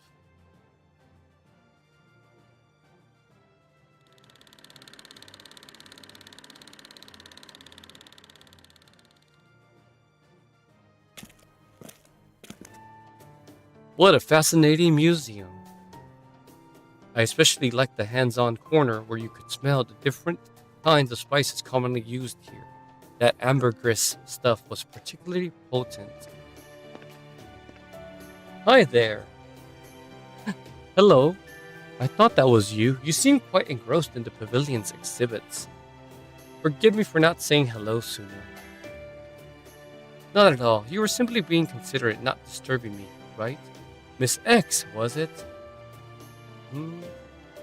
Yes, that's right. I am X. So, what were you doing at this museum, Percival? Well, I first started researching the city so I could better guard master and ensure their mission success, of course. But over time, I developed a personal interest in it as well.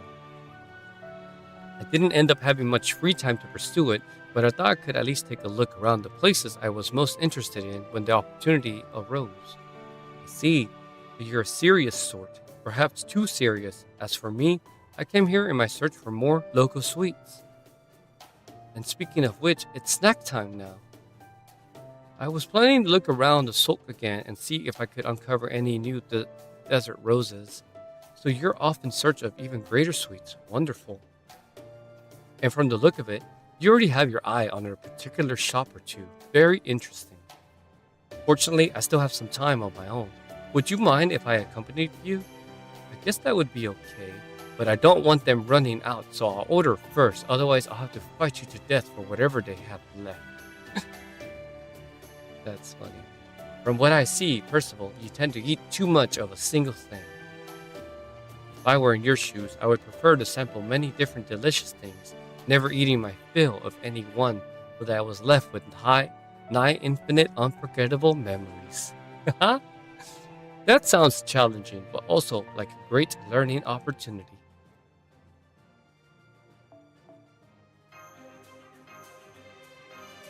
I've never tasted so many different flavors in so short a time before. That was delightful. I should have a great many interesting stories to share with Director Gordoff when I get back too. I think this bounty of flavors may be a result of people drinking far less alcohol around here.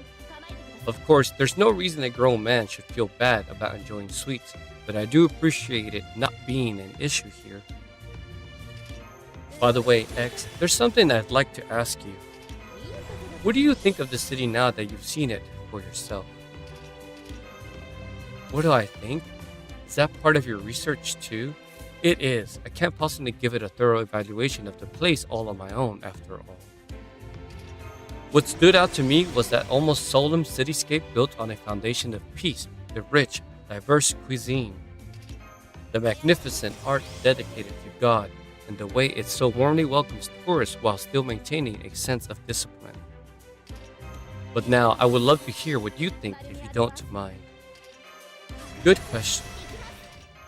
If I had to pick, I guess the thing that stands out to me the most is the sense of loneliness. Loneliness? That's just my interpretation. Feel free to laugh at me for going against the grain. I would never. Please, go on. It's a loneliness tinged with nostalgia, envy, and pride. That impression only grew stronger after I learned more about the city's history at the museum. Their submission to another country's rule under the guise of protection after they lost the war, the imposition of an unjust peace after their future was stolen. In the end, everything came down to military force and other great powers unilaterally acting in their own interest. I can only imagine how the people of the city must have felt after being forced to submit to such an overbearing reign for 150 long years. I wonder, what would have become of the city if oil had never been discovered here?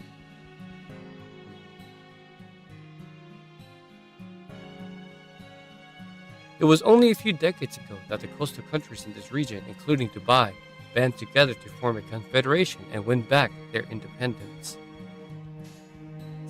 From the standpoint of the history itself, that is practically the blink of an eye. In those scant few decades, the city has undergone incredible growth unlike anything the world has seen. That growth must have been the source of a great deal of joy for its people. You can clearly see their pride in their city from the way its skyscrapers seem to rise directly from the desert sands. And yet, I think they also realized what all this sudden growth was causing them to leave behind. The chaos of the soak in Old Dubai. The few historic buildings that still exist around the museum, complete with their weathered earthen walls. They must be the city's roots, its precious memories.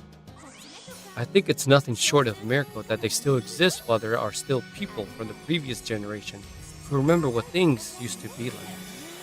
And yet, I doubt the city will ever stop marching along the path of progress. Indeed, that's why it seems so lonely to me. See. Master told me this girl from another universe who has the same face as King Arthur is still missing some of her memories. So I can understand why she would be drawn to the city's past and sympathize with its struggles. At some point, every powerful city will be forced to make a major choice. A choice to determine who they are and who they want to be, because nothing stays the same. Thank you, X. That was a very insightful. I'm deeply grateful for your perspective. Oh, is that so? Does that mean you'd be willing to treat me to a round of that cutting-edge VR drone game they have at the mall? Drone game? Sorry, but I really must be getting back to Guardian Master. Damn, it's not fun playing a game like that without an audience. I was so sure I could set a monumental new score too, one as high as the Burj Khalifa. Well, I understand. I suppose I'll just have to be content with sipping lemon mint juice by the hotel's night pool while I dig into my new books. That sounds as far from loneliness as one could get, at least to me. Well, I never said I was on Dubai's side. If I get the chance, I'm considering seizing control of it and turning it into my own base, filled with gold and gourmet delights. Is that so? I see. Then it looks like I'll have another thing to keep an eye on in addition to my guard duties. Ha ha ha.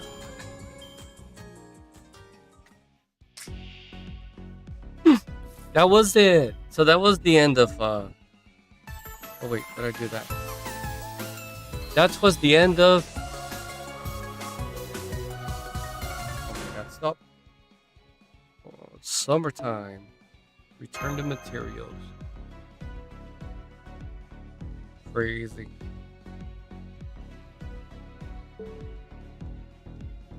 Let's see. Done for anything? Not really. I know. Oh, well, that means now I can cut it off here. Go take a break, you know. I'll read story later, but we're gonna come back and play some Fortnite tonight, you know. Fortnite-a-roo! When Troy gets home, he's bringing his Xbox, so yay. What am I doing? I can do... Yeah, but look, I mean, what's something fun I can do? A taste of things to come.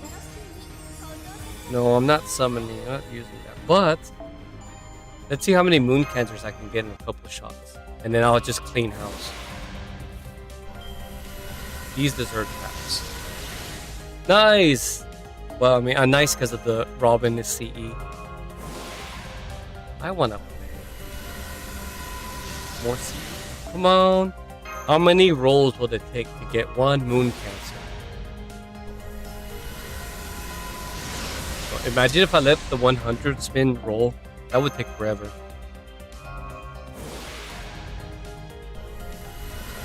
See? I might cap out before I even get him, huh?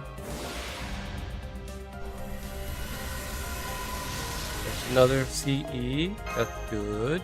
Good.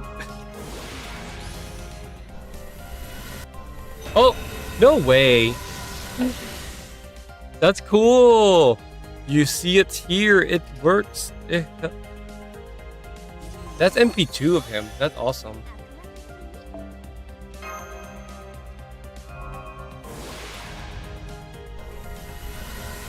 Moon Cancer. Don't tell me I MP5 Avenger before I get Moon Cancer MP5. That'd be some shit.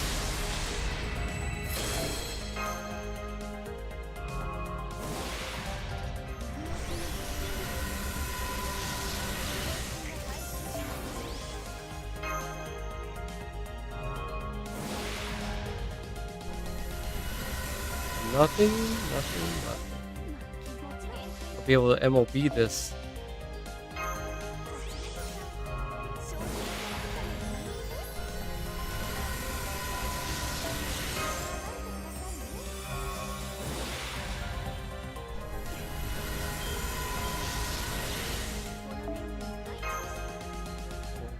No. You're in the pool now, aren't you? Come on. Haku, no. Haku, no! First time? No. Get out of here, Lily. God damn it. Now I need to enhance. That's I might have so many craft essences. Honestly, I don't care about these. Oh shit, and they take up space.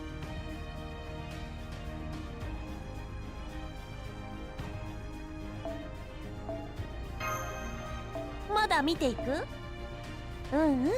私も張り合いがあるってものさ。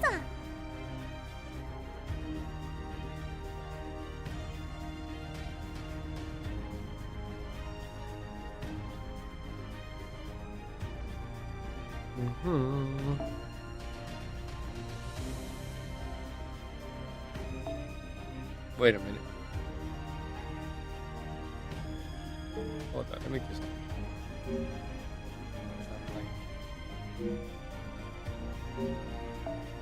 Yo.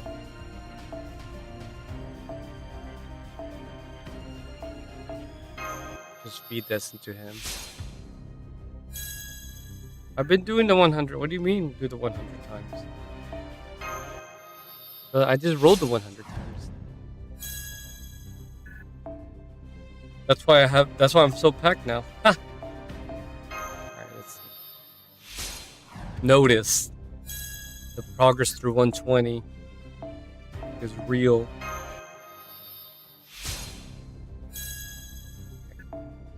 So now. 我ながらいい調整だ。惚れ惚れしちゃう。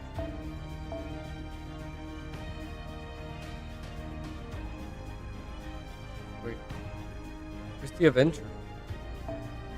Oh, it's because I have a bit bonus. There we go.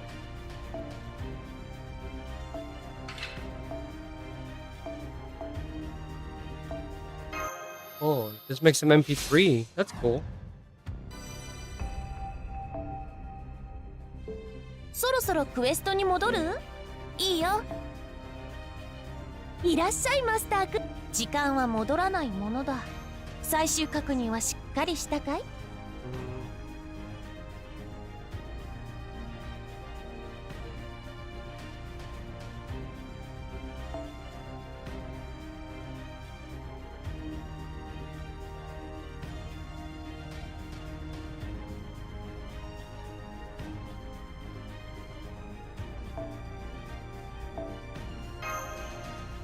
まだ見ていく？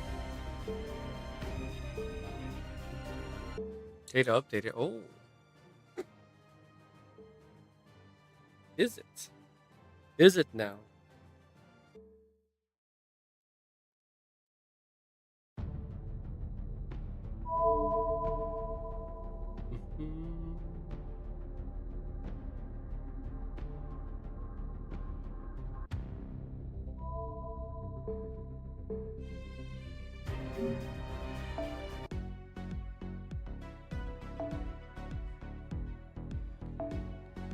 Game's up to date.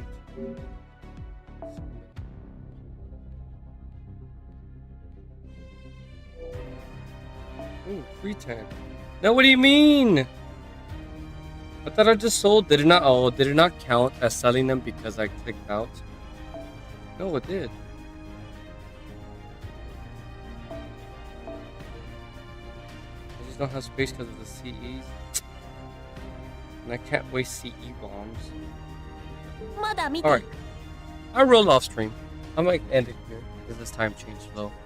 Goodbye, my watchers. That was cool story time and all that. We will continue the Ordeal Call 3 story on my altar account when I get there because I haven't started it yet.